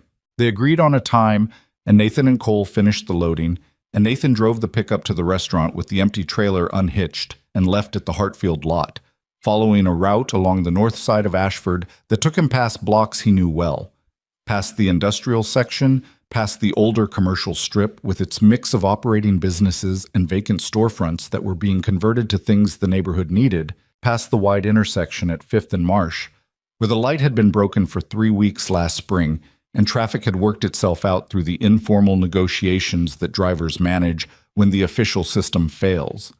The restaurant was called Peterson's, which was not a name that told you much about what it was. What it was a 40-seat place in a building that had been something else before. A machine shop, Nathan guessed from the high ceiling and the original concrete floor that had been sealed but not covered, with booths along one wall and tables in the center, and a bar along the back that was doing quiet business. The lighting was low enough to be comfortable, but not so low you couldn't see. The menu, delivered by a server who had the air of someone who'd worked there a long time, had the length of a place that knew what it was good at and didn't try to be more. They took a corner booth, the 4 of them, Cole beside Nathan and Daniel across from them, with Helen at the outside. The server came and they ordered without the extended deliberation of people performing casualness, because none of them were performing anything at this point in the day. Daniel ordered a beer. Helen asked for water with lemon, which the server confirmed without writing down. Cole ordered coffee, because Cole's relationship with coffee was without boundaries or apology. Nathan got a beer as well because it had been that kind of a day and the kind of day that had been warranted it. The food took 20 minutes and arrived in the workmanlike sequence of a kitchen that didn't rush but didn't dawdle. They ate with the appetite of people who had spent a long day being intensely present somewhere and had forgotten to properly fuel throughout it. There was not much conversation during the actual eating, which was its own form of comfort. The particular ease of sitting with people you don't need to perform for. It was Cole who opened the actual conversation, after the plates had been pushed back and the server had checked in and been sent away with a refill request. Cole did this sometimes, moved a thing forward when it had been sitting still long enough. He did it not because he was unaware of the sensitivity of the room, but because he understood that sometimes a room needed someone to say the next thing. "How long were you racing?" he said to Daniel. Daniel had both hands wrapped around his beer glass. "Competitive circuit? About 6 years. I kept doing track days for another 10 after that, but the serious racing stopped when I was 30. He paused. "Knee. I blew the lateral ligament in a stupid incident in the paddock. Not even on the track. I tripped over someone's equipment bag.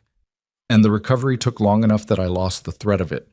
He said it without particular self-pity, the way you talk about the things that happened that took you off one road and put you on another. Marcus was already slowing down by then. He had the talent to have gone further, but Daniel considered. He didn't trust the ambition. He always said the driving was the thing, not the career. That when it started being about the career, you'd already lost the reason for doing it. He said the same thing about restoration work, Nathan said.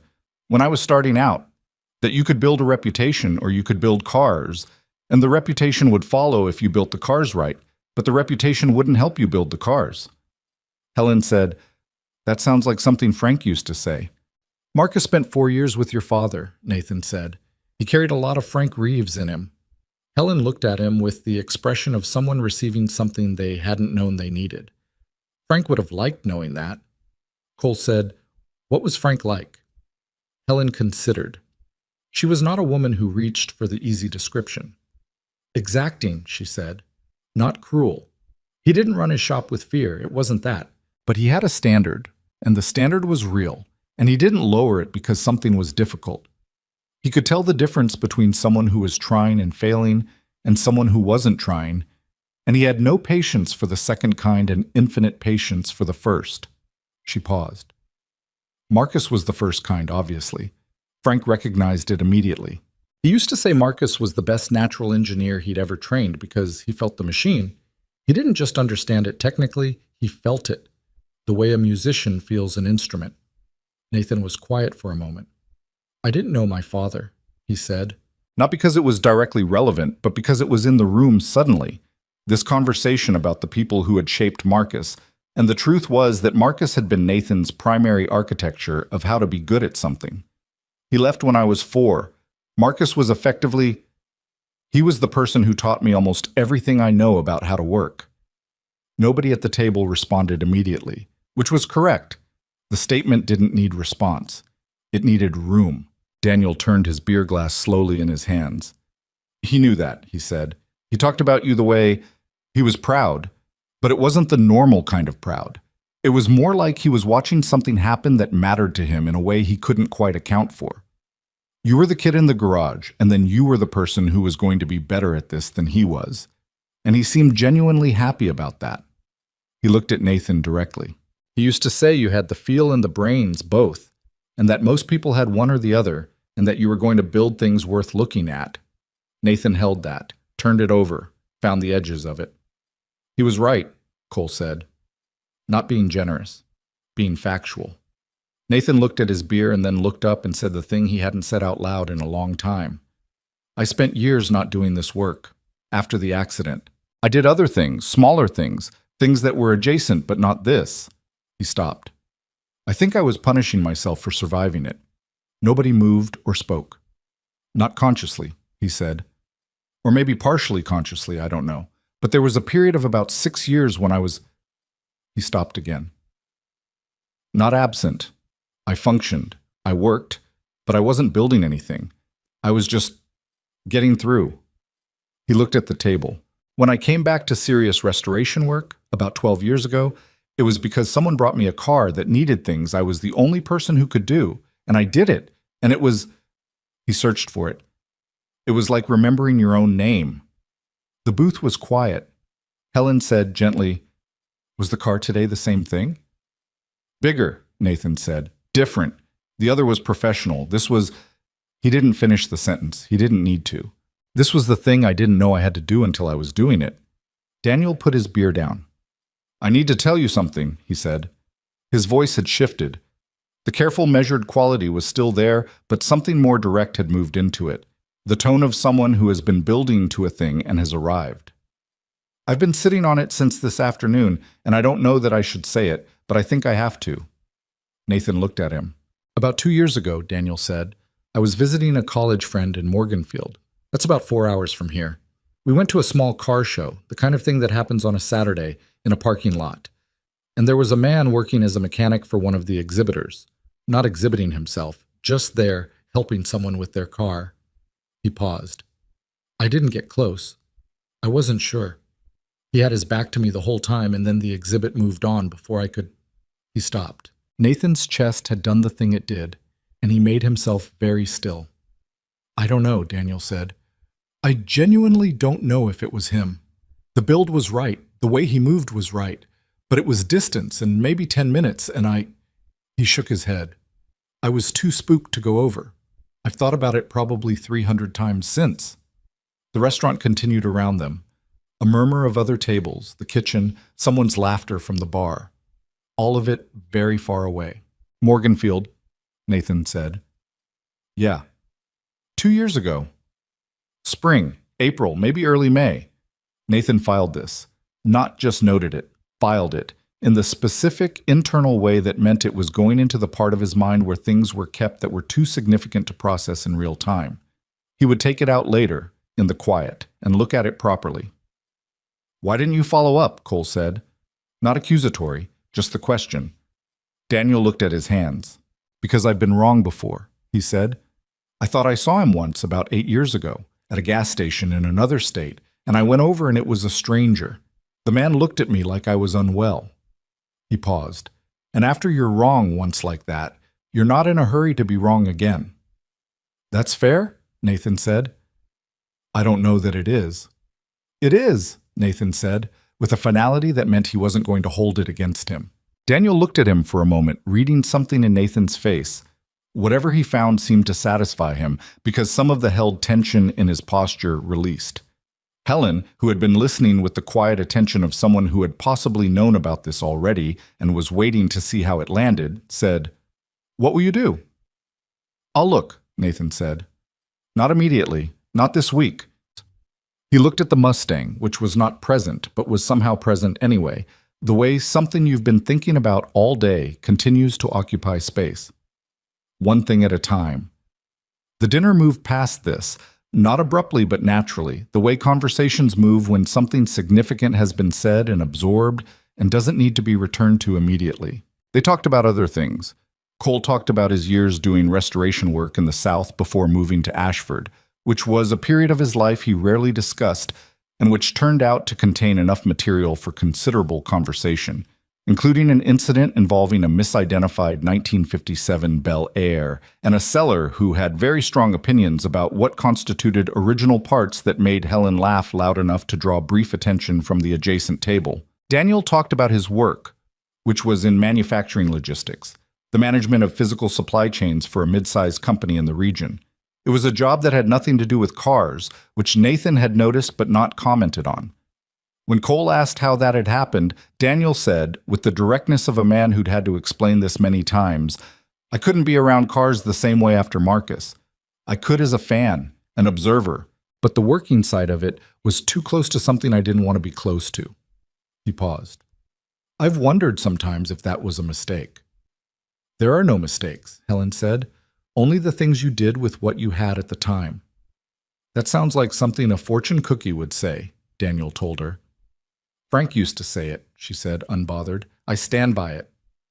Frank said a lot of things, and most of them were right.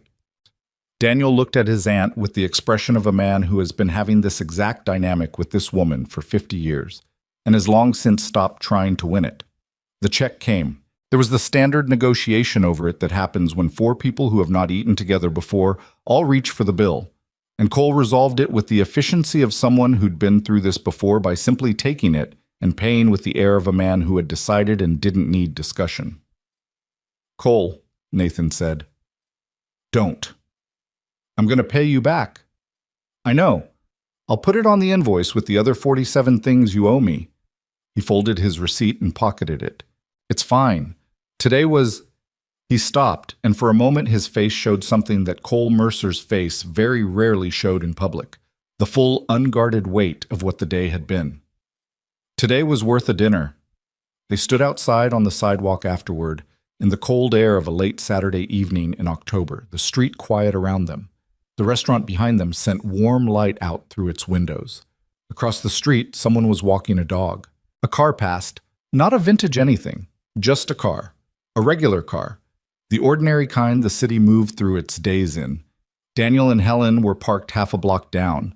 They made their goodbyes in the way of people who have moved past the formality of first meeting, but are not yet sure what comes next between them. Daniel shook Cole's hand and held it for a moment longer than standard duration, which Cole received without comment. He shook Nathan's hand last. He held it and looked at him, and Nathan looked back, and between them was everything the day had held. Marcus and the paint and the engine and the carved letters, 20 years of silence that hadn't been indifference, an afternoon that had cracked something open without resolving it, and a name of a town 4 hours away that Nathan was going to carry home with him tonight and turn over and over in the quiet. "Stay in touch," Daniel said. "Yes," Nathan said. "Not I will, just yes," which was more certain. Daniel nodded, released his hand. Helen squeezed Nathan's arm before she got in the car.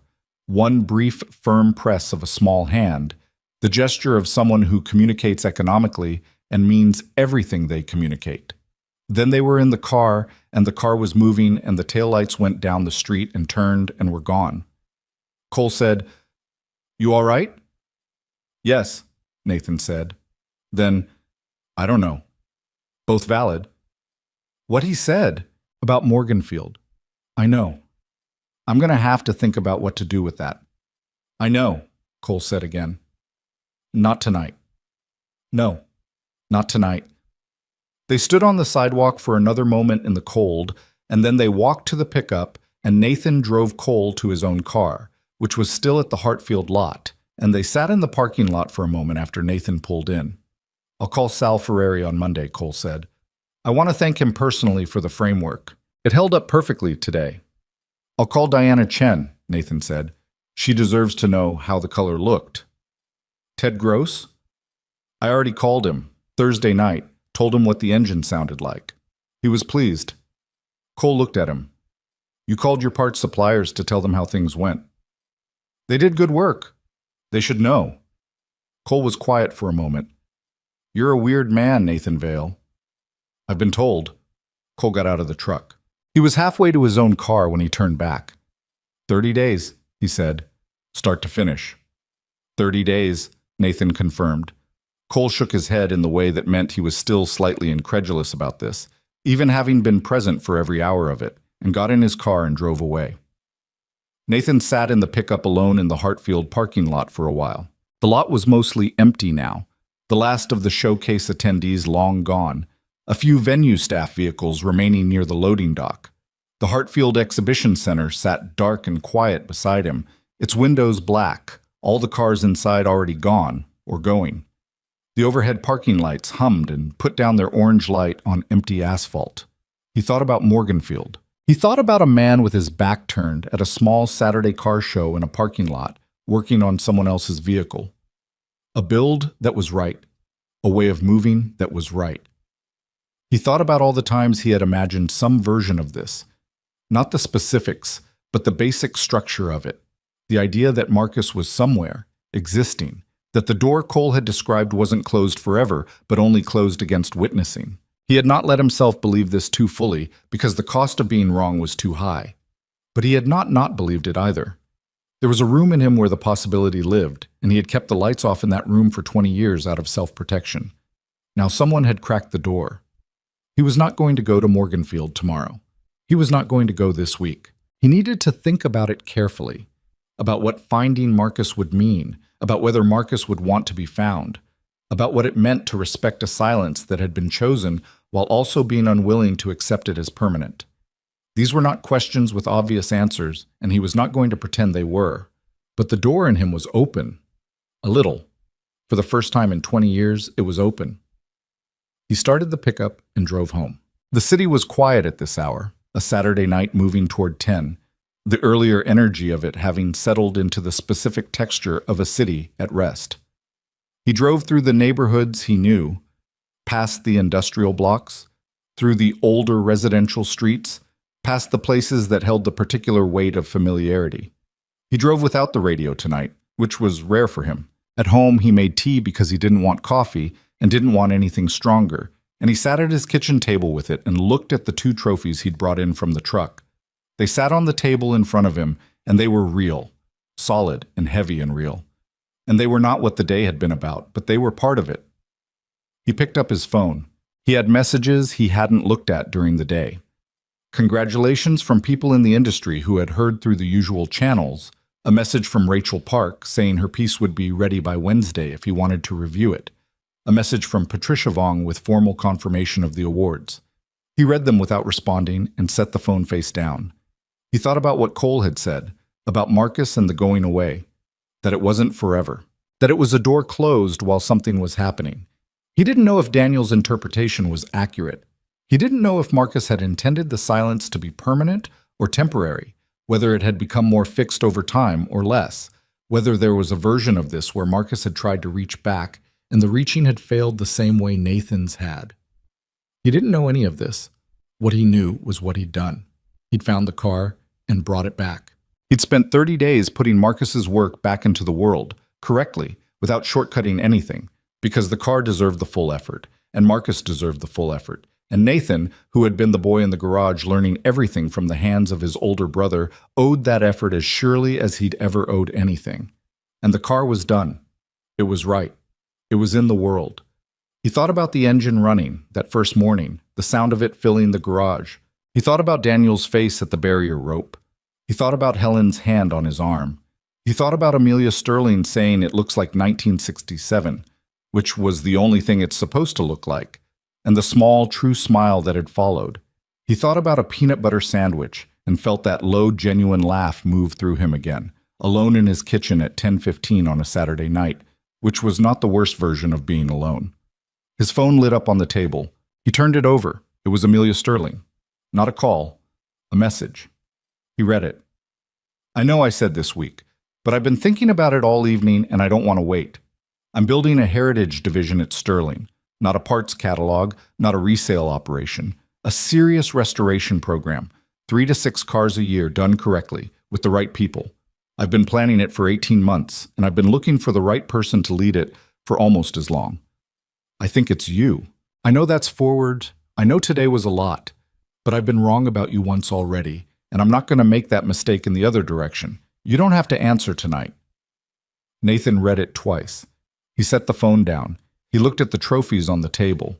He looked at his kitchen, the ordinary functional room of his ordinary functional apartment, the place where he'd eaten standing up more times than sitting down, where the coffee maker was a serious machine and the rest of the appliances were not, where the bookshelf in the corner held technical manuals and a small number of other things he'd accumulated over years.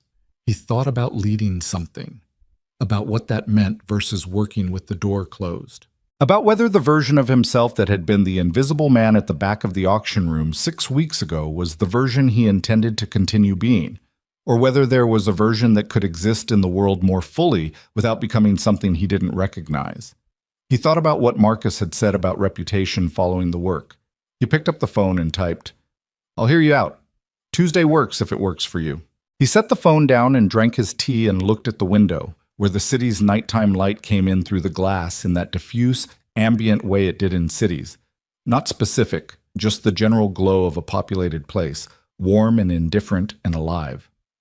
The next morning, Sunday, he woke early out of habit and drove to the garage. He'd put the Mustang in the night before, off the trailer, back in its space in the center of the floor. He hadn't covered it. He stood in the doorway of the garage in the early morning gray light and looked at it. The midnight sapphire was dark without the track lighting, almost black in the ambient morning, but still clearly itself. The depth of the color present even in this light, the way certain deep blues hold their character regardless of conditions. He walked to it, opened the driver's door, sat down. The smell of the interior, new upholstery, leather, the faint tang of the fresh seam sealant they'd used on the firewall, settled around him. He put his hands on the wheel. He looked at the dash. He reached under it and found the carving with his fingers, eyes forward, just the feel of it, the worn V and M, still there, still readable. He sat like that for a while. Oh, it was quiet in the garage, quiet in the neighborhood, quiet in the way that early Sunday mornings in the city are quiet. the specific, profound quiet of a populated place that is, for a few hours, still. He thought about what came next, which was a thing he was usually good at, and today felt less certain about.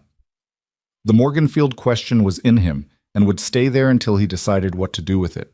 The Sterling offer was real, and would need a real answer. The Mustang was done, was finished, and what happened to it from here was something he hadn't fully decided. Whether it stayed with him or went somewhere else, whether it was a possession or a completed act or something else entirely.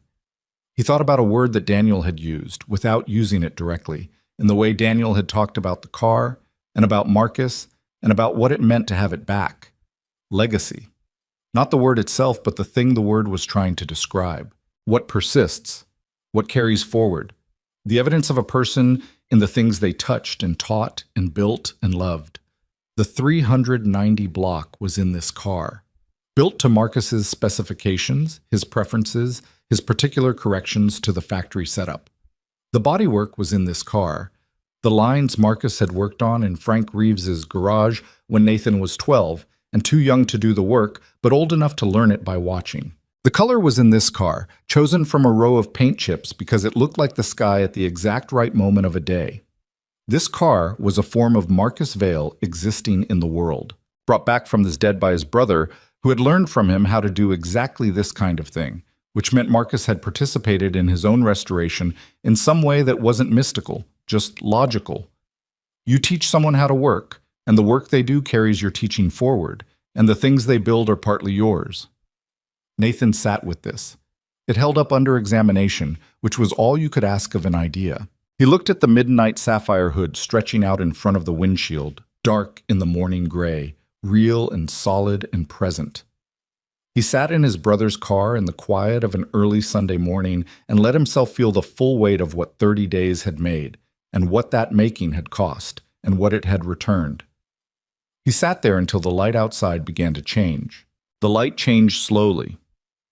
Nathan was still in the driver's seat of the Mustang when the gray outside the garage windows began to thin and the first real color of Sunday morning came through. Not dramatic, not the orange blaze of a photogenic sunrise, just the gradual return of the world's actual hues after a night of monochrome. The corrugated walls of the garage caught it. The chrome on the dash caught it. The midnight sapphire hood in front of him went from dark to deep, from almost black to the color it actually was. He became aware that he was cold. He'd been sitting long enough for the ambient temperature of the unheated garage to work its way through his jacket, and his back had the stiffness of a man who had spent the previous day on his feet for 12 hours, and then spent an unknown number of morning hours in a car seat that, however correctly upholstered, was not designed for sleeping in. He hadn't slept. He just sat and thought, and let the quiet work on him. And at some point the thinking had stopped and he'd just been present in the car, with the smell of the leather and the feel of the wheel and the carved letters under his fingertips. He got out slowly, the way the body negotiates with itself after stillness and cold. He stood beside the car and stretched his back, and the garage came back around him in full. The pegboards and the parts bins and the workbench and the fluorescents that he hadn't turned on, working instead in the ambient light that had grown sufficient. He looked at the Mustang for a moment. Then he went to the workbench and got his phone and called Amelia Sterling. It was 7:20 in the morning. He didn't think she'd answer. She answered on the second ring. "You're up early," she said.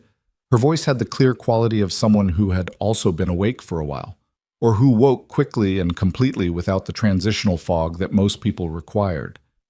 "I've been up," Nathan said. A brief pause. "The garage?" "Yeah." "With the car?" "Yeah." She didn't make anything of this. "You said Tuesday." "I know. I'm not calling about Tuesday." He leaned against the workbench. "I'm calling because I wanted to say something before we sit down and talk about the practical details." "All right." He looked at the Mustang across the garage, at the midnight sapphire in the early light. "Whatever you're building at Sterling, it only works if the work itself is the standard, not the brand, not the acquisition value, not what the market will bear, the work." "I know that," Amelia said. "I know you know it intellectually," Nathan said. "I'm saying it has to be the actual operating principle, not a value statement on a website, the real thing." A silence. He could hear her listening with the attentiveness she brought to things that mattered to her. I spent years not doing this work, he said. When I came back to it, I came back to it completely or not at all. I don't have a partial version of this to offer you. I'm not asking for a partial version, Amelia said. I need to hear you say it plainly. The work is the standard, she said. That's the whole point. That's why I've been looking for you for 18 months and not finding anyone who is actually you. A pause. I don't want a boutique operation that looks right. I want the real thing, which means I need someone who is incapable of doing it any other way. Nathan was quiet for a moment. Tuesday, he said. Tuesday, she confirmed.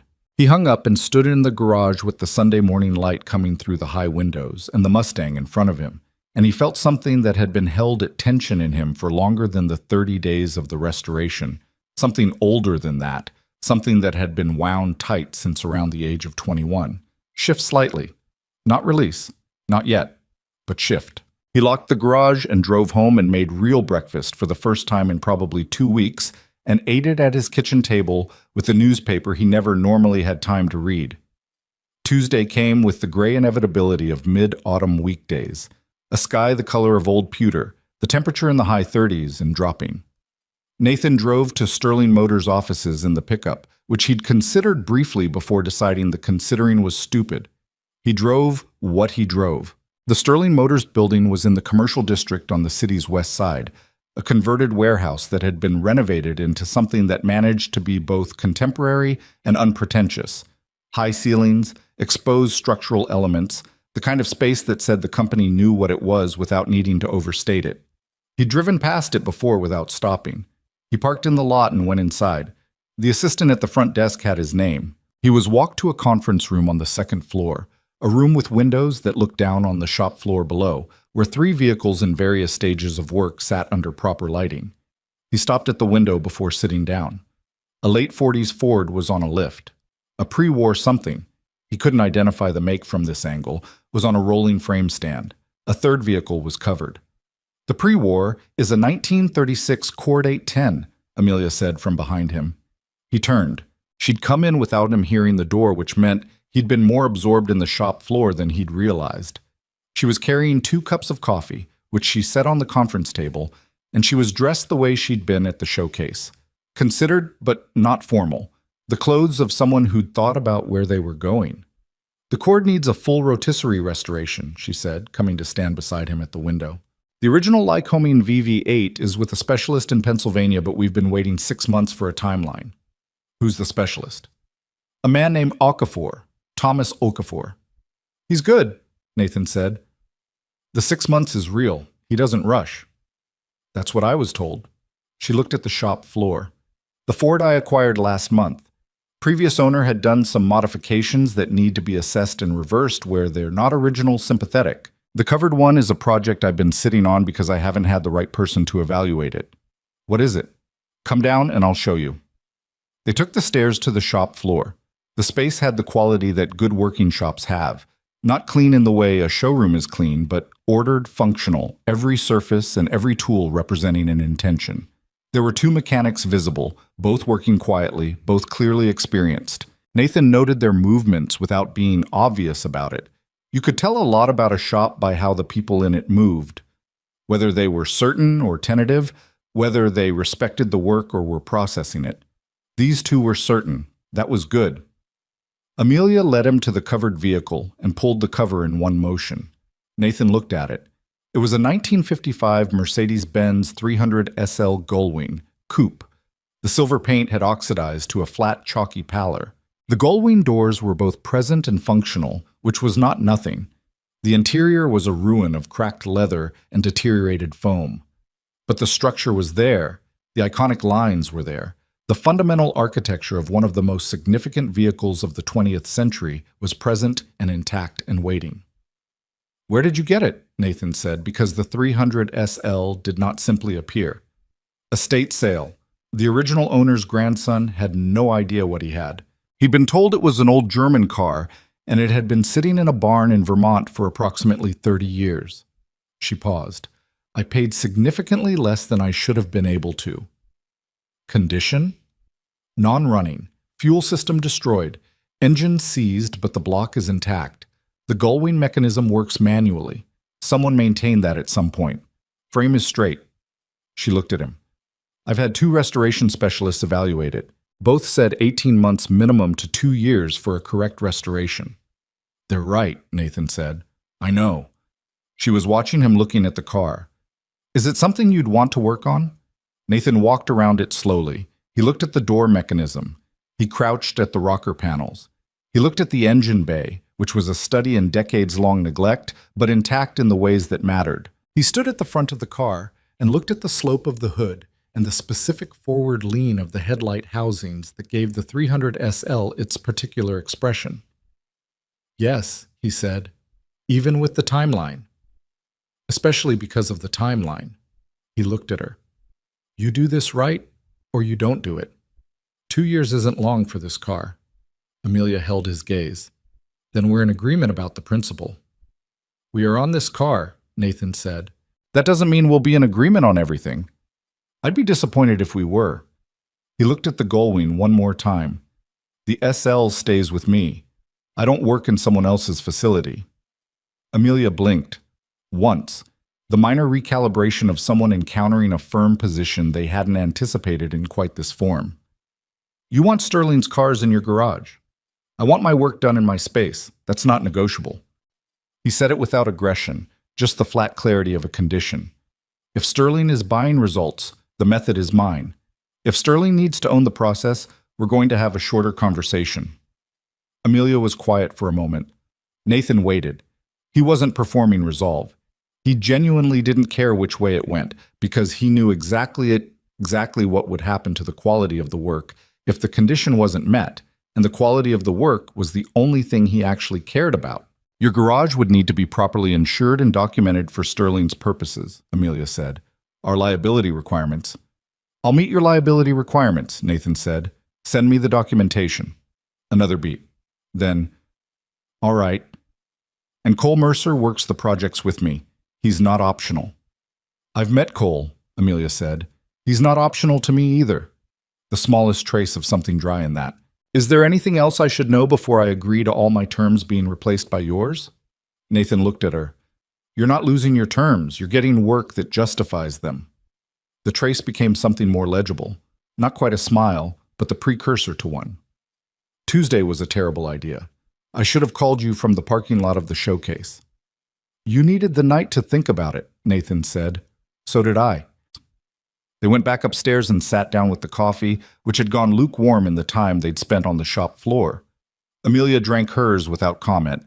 Nathan drank his with the pragmatism of someone who had spent 30 days drinking coffee at every temperature and had lost the right to preferences about it. They spent 2 hours going through the actual structure of the arrangement, project scope, timelines, documentation requirements, the financial terms, which were more than Nathan had expected, and which he negotiated down slightly on principle before accepting, because the number that resulted from the negotiation was one he could defend as fair.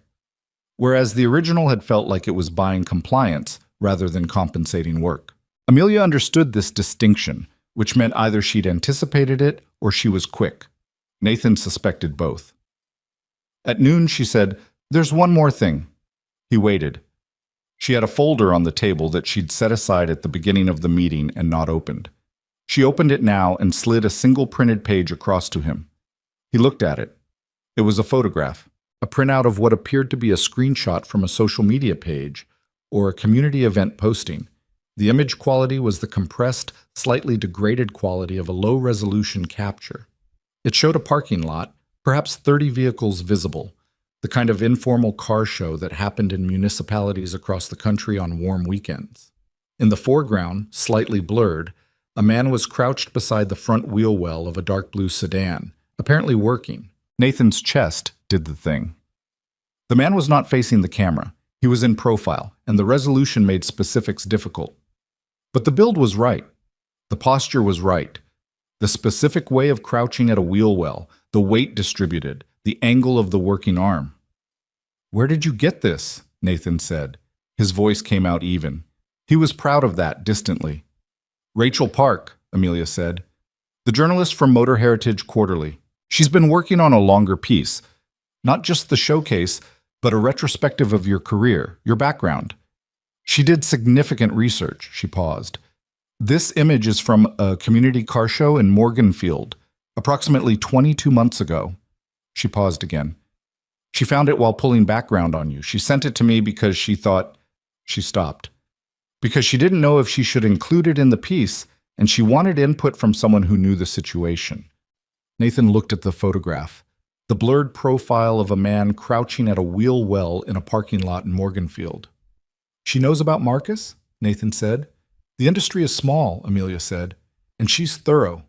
Nathan sat with the photograph in front of him. The table, the coffee cups, the conference room, the gray October sky through the windows. All of it very present and very specific. He was aware of his own breathing, which was slower than normal. The piece isn't running with this in it, Amelia said. I made that clear to Rachel before I took the image. Whatever you do with it is yours. You could have sent it to me without the meeting, Nathan said. Yes, Amelia said, but I wanted to be in the room when you saw it. He looked at her. Because someone should be, she said simply. You've been carrying this alone for a long time. He looked back at the photograph. There was a man in Morganfield 22 months ago who moved the right way at a wheel well, who might be Marcus Vale, 52 years old, existing somewhere in the world, or might not be. The might not be was still real and still required accounting for, but the might be was also real. He picked up the photograph and folded it once, carefully, and put it in his jacket pocket. Tuesday was a good idea, he said. Amelia said nothing. She didn't need to. He drove home with the photograph in his pocket and the sterling arrangement signed and his hand steady on the wheel through the pewter Tuesday sky and the bare October trees and the ordinary moving city, and he thought about what came next with more clarity than he had in some time. He called Cole that evening. Sterling deal is done, he said. Good, Cole said. Terms? Fair. The SL comes to us. The gullwing? A pause. She's giving us a gullwing. It needs 2 years of work. I'll clear my schedule, Cole said, without irony. There's something else, Nathan said. He told Cole about the photograph. He kept it factual, so what it showed, where it was from, what it did and didn't establish. Cole was quiet through all of it, and for a moment after. What are you going to do? Cole said. I'm going to go to Morganfield, Nathan said. Not to find him necessarily, to look, to see what's there. When? Not this week. I need to... He stopped, thought about it. I need to go when I'm ready to handle whatever the answer is, including the answer being nothing. That could take a while to get ready for. Probably. Cole was quiet again, and then he said, I'll drive. Cole, I'll drive. You're not doing that alone. Nathan held the phone. Outside his window, Ashford City put down its usual evening light. The streetlights, and the windows, and the distant glow of the commercial strips, all of it warm and indifferent and alive. Okay, he said, you'll drive. 2 weeks passed in the way that weeks pass when you're working seriously, with the compressed, immersive quality of days fully occupied. The gullwing arrived at the garage on a Friday, and Nathan spent the first weekend on documentation alone, photographing and cataloging every inch of the car's condition, which was the only correct way to begin. The process was its own form of acquaintance, learning a car the way you learn a person, through patience and attention, through the details that the surface concealed. Cole came in on Saturday and watched Nathan work for a while before picking up the camera himself and covering the engine bay while Nathan did the interior. She's gonna be something, Cole said over the camera. She already is, Nathan said. We're just gonna let her know it. The Rachel Park piece ran in Motor Heritage Quarterly 3 weeks after the showcase. Nathan read it on a Tuesday evening, sitting at his kitchen table with a cup of coffee that was actually hot because he'd remembered to drink it while it was hot, which was an improvement in his general quality of life. The piece was good. It was the best piece of writing about his work he'd ever read, which wasn't a high bar, given that he'd rarely been written about, and had always found the existing coverage thin on what actually mattered. Rachel had understood something that most automotive journalists didn't, or didn't know to look for, that restoration work was fundamentally about relationship, not object, the relationship between a craftsperson and a vehicle's history, between the present and the past, between what was and what could be again. She'd written about the Mustang with the care it deserved. She'd written about Marcus without naming him, just the unnamed older brother, the teacher, the absent presence that gave the whole restoration its actual stakes. She'd quoted Nathan twice, both times from his own words, and both times accurately. She'd included Cole, Diana Chen, Sal Ferreri, Ted Gross, everyone by name, with their contribution made clear. She'd written one line near the end that Nathan read 3 times. The most significant act of restoration is not what happens to the metal and the paint. It's what happens to the person doing the restoring. Vale knows this. You can see it in how he talks about the work. He's not repairing machines, he's recovering things. He set the magazine down on the table and looked at it for a moment. Then he called Rachel Park. "I read it," he said when she answered. "And?" "It's good," he said. "It's the best thing written about this work I've ever read." A pause. "That's generous." "It's accurate," he said. "The line at the end, about recovering things." "Did you mind it?" "No, it's true." He paused. "Thank you for handling the photograph the way you did." "It wasn't mine to use," she said simply. "It never was." After he hung up, he sat at the table for a while and then got his jacket and his keys and drove to the garage. He didn't have a reason exactly. He just wanted to be in the same room as the cars. The Gullwing was in the center of the floor, partially disassembled, the engine pulled, and on the stand. The Mustang was against the far wall where he'd parked it after the showcase. He'd covered it, not because anything needed protecting, but out of a feeling he hadn't examined closely. He pulled the cover off now. The midnight sapphire in the garage's fluorescent light. The chrome. The lines of the fastback. He looked at it the way you look at something you made that turned out to be what it was supposed to be, which was not with pride exactly, but with a kind of quiet acknowledgement. He got in the car, sat behind the wheel. He reached into his jacket pocket and took out the photograph. It was worn at the fold from 2 weeks of being carried, the paper softening at the crease. He looked at it, at the blurred profile, the right posture, the angle of a working arm at a wheel well in a parking lot in Morganfield. He put it on the passenger seat. He put the key in and started the engine. The 390 caught on the second crank, same as always, and settled into its running note, deep and steady, the specific sound of correctly built displacement iron, the sound of Marcus's preferences translated into compression and combustion and mechanical reality. Nathan sat with the engine running and the photograph on the passenger seat and his hands on the wheel. He thought about what he was going to do and how he was going to do it, and he was at peace with the uncertainty of the outcome in a way he had not been at peace with any uncertainty in a very long time. 3 weeks later, on a Saturday that arrived with thin sunlight and cold air, Nathan locked the garage at 6:30 in the morning and walked out to where Cole's truck was idling at the curb. Cole had a thermos of coffee in the cup holder and an expression of resolved practicality on his face. The face of someone who had made a decision days ago and had simply been waiting for today. He looked at Nathan when Nathan got in, and he didn't say, "Are you sure?" or "Are you ready?" or any of the things that would have been understandable to say, and that both of them would have found unnecessary. He said, 4 hours. 4 hours, Nathan confirmed. Cole pulled away from the curb. The city moved past them in its early Saturday morning state. Sparse traffic, the particular cleanness of cold air, the light doing what thin November light does with the streets. They got onto the highway heading west as the sun cleared the horizon to their right and laid long shadows across the road. They drove without much talking, which was fine. Cole had the radio on low, a weekend morning station, the kind that played older country and didn't interrupt it with too much conversation. The landscape changed as they moved out of the city into the flatter territory beyond it, the sky widening, the land opening up.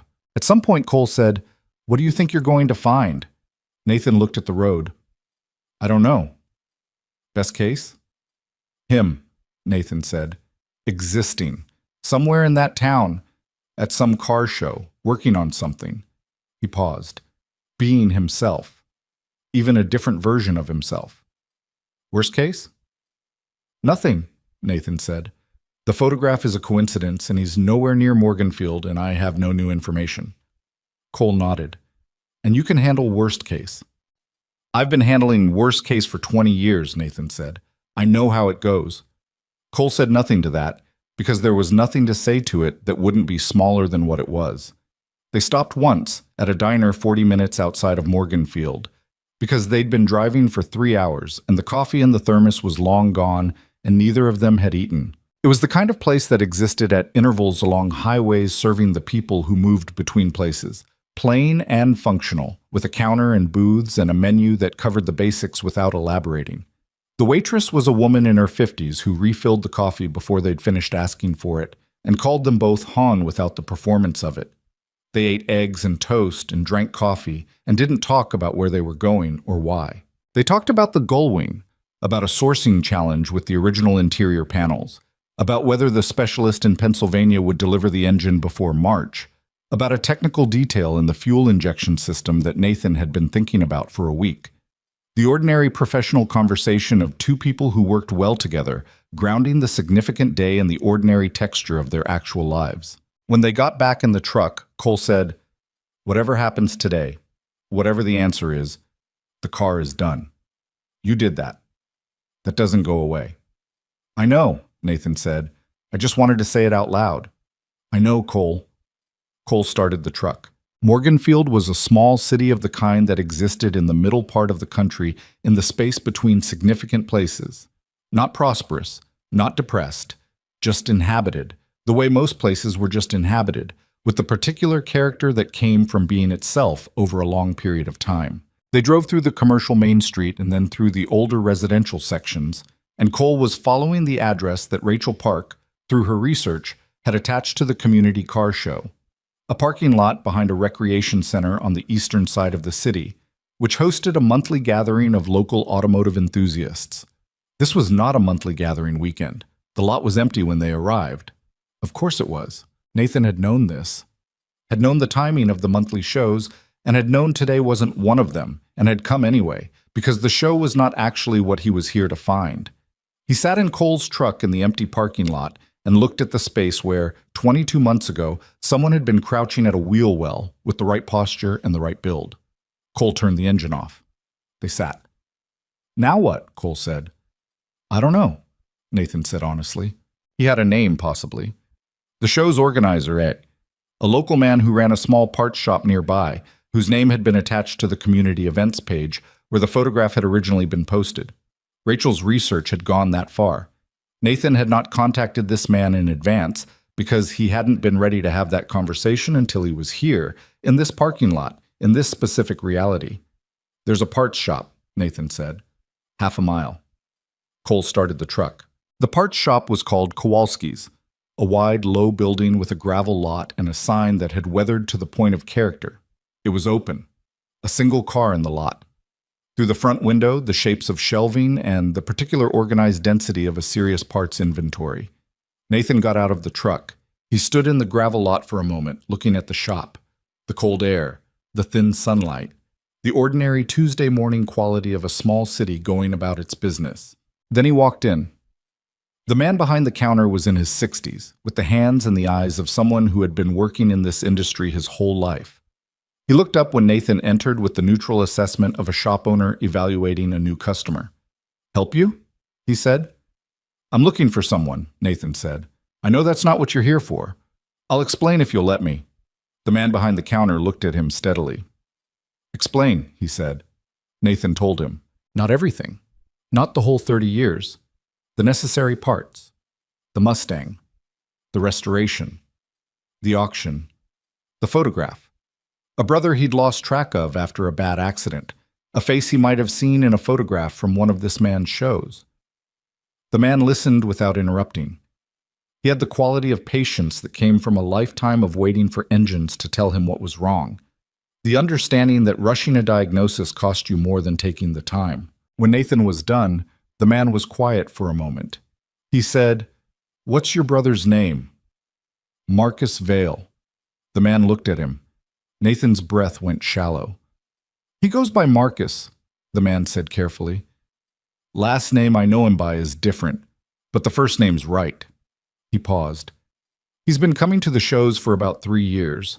Works on other people's cars mostly. Doesn't exhibit his own." Another pause. "He's private. Doesn't talk about himself much." Nathan put both hands on the counter, not gripping it, just resting them there. The contact of his palms on the glass steadied something. "Do you know where he is?" Nathan said. The man looked at him for a long moment, the look of someone assessing trust, not suspicion exactly, but the due diligence of a person who had been given confidences before and understood the weight of them. "I need to be careful about that," he said. "I understand," Nathan said.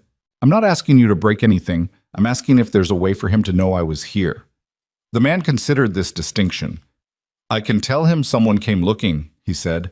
"Someone with a name." He paused. "What do you want him to know?" Nathan thought about it. He thought about 30 days and the midnight sapphire and the engine running in an unheated garage at 10:30 at night. He thought about what he'd wanted to say for 20 years, that he could fit into something small enough to be told to a stranger who might or might not pass it on. He reached into his jacket and took out the folded photograph. Not the Morganfield one, a different one he'd put there this morning before leaving the house. He unfolded it and put it on the counter. It was a photograph of the Mustang, taken at the showcase by Rachel Park's photographer, the Midnight Sapphire, under the proper lighting with both trophies on the hood. It was the best image of the car he had. "Tell him his brother found the car," Nathan said. "Tell him it's right. Tell him it's the right color, and the engine's running the way it's supposed to run, and everything he built into it is still there." He paused. "And tell him there's no debt," he said. "That's the main thing. Tell him there's nothing owed, no account to settle, no day to answer for. Tell him that's not what this is." He paused again. "Tell him the door is open whenever he's ready. Not before, just whenever." The man looked at the photograph of the Midnight Sapphire Mustang. He picked it up carefully and held it, looking at the car. "I'll tell him," he said. Nathan nodded. "Thank you." He walked back out into the cold sunlight. Cole was leaning against the truck with his arms crossed and his breath visible in the air. He looked at Nathan's face and read it the way Cole read things. Quietly, correctly, without a lot of follow-up questions. "Well?" Cole said. "He might be here," Nathan said. "Nearby, going by a different name." He stopped. "The man inside is going to tell him someone came." Cole looked at him. "That's all I can do," Nathan said. "I can't go further than that. He has to want to be found." He put his hands in his jacket pockets. "But he can know that I'm looking, that I'm here, that the car is—" He stopped. "That everything he put into the world is still in the world." Cole didn't say anything. The November wind moved through the gravel lot and pushed a few dead leaves across the asphalt, and the thin sunlight came down through the bare branches of a tree at the property's edge.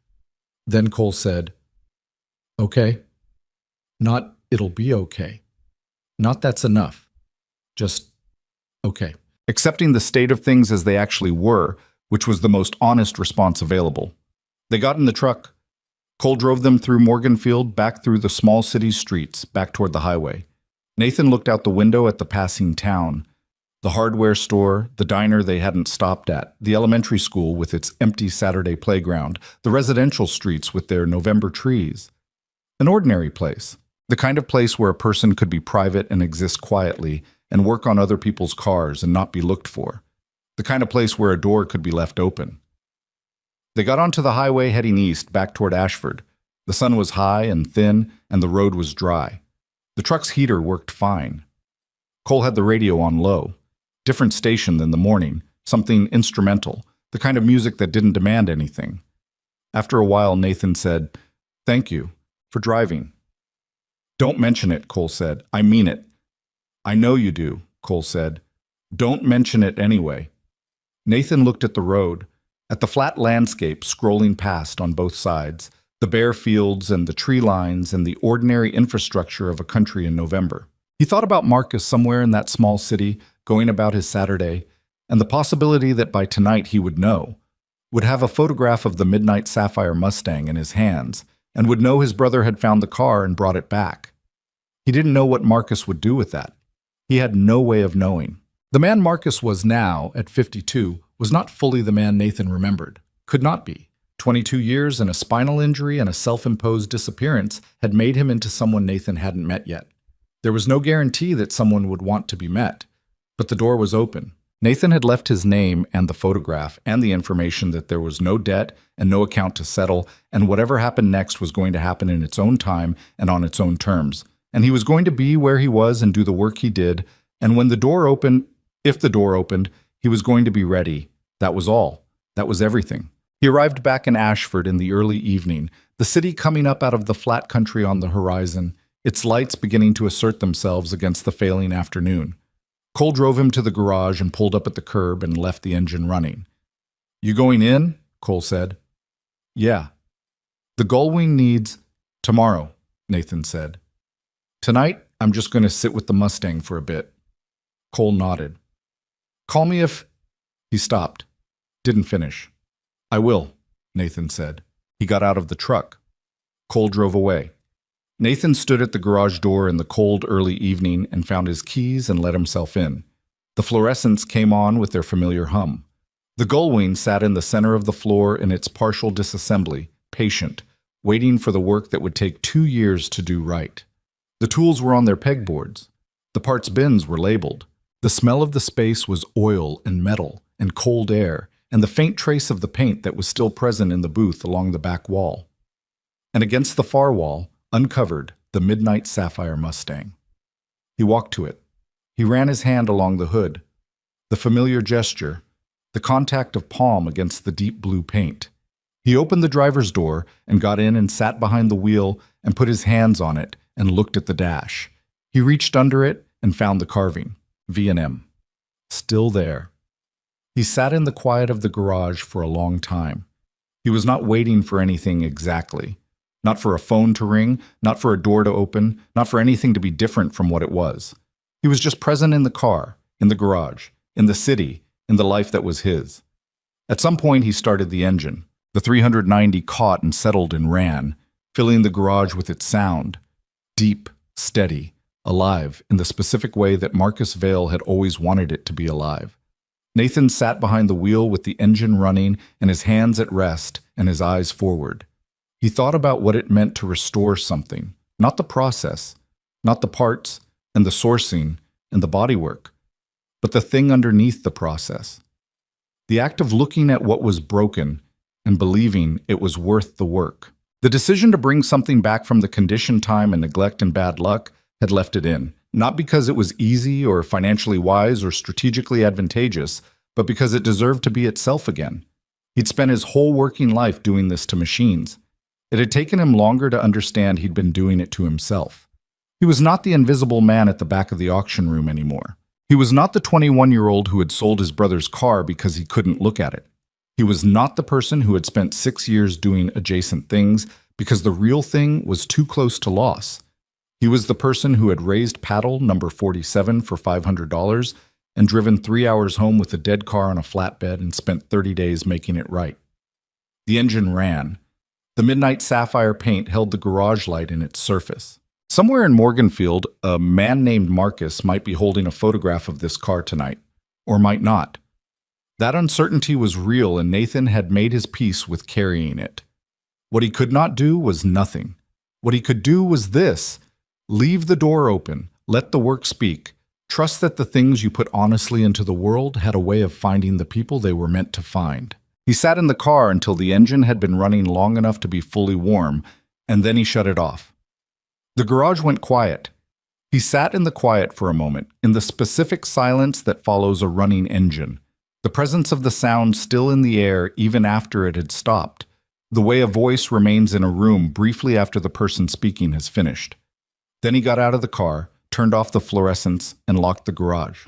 The city was dark and cold and lit and alive, the way it always was at this hour.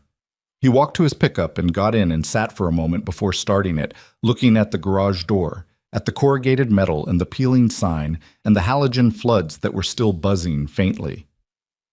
Vail Restoration. He started the truck.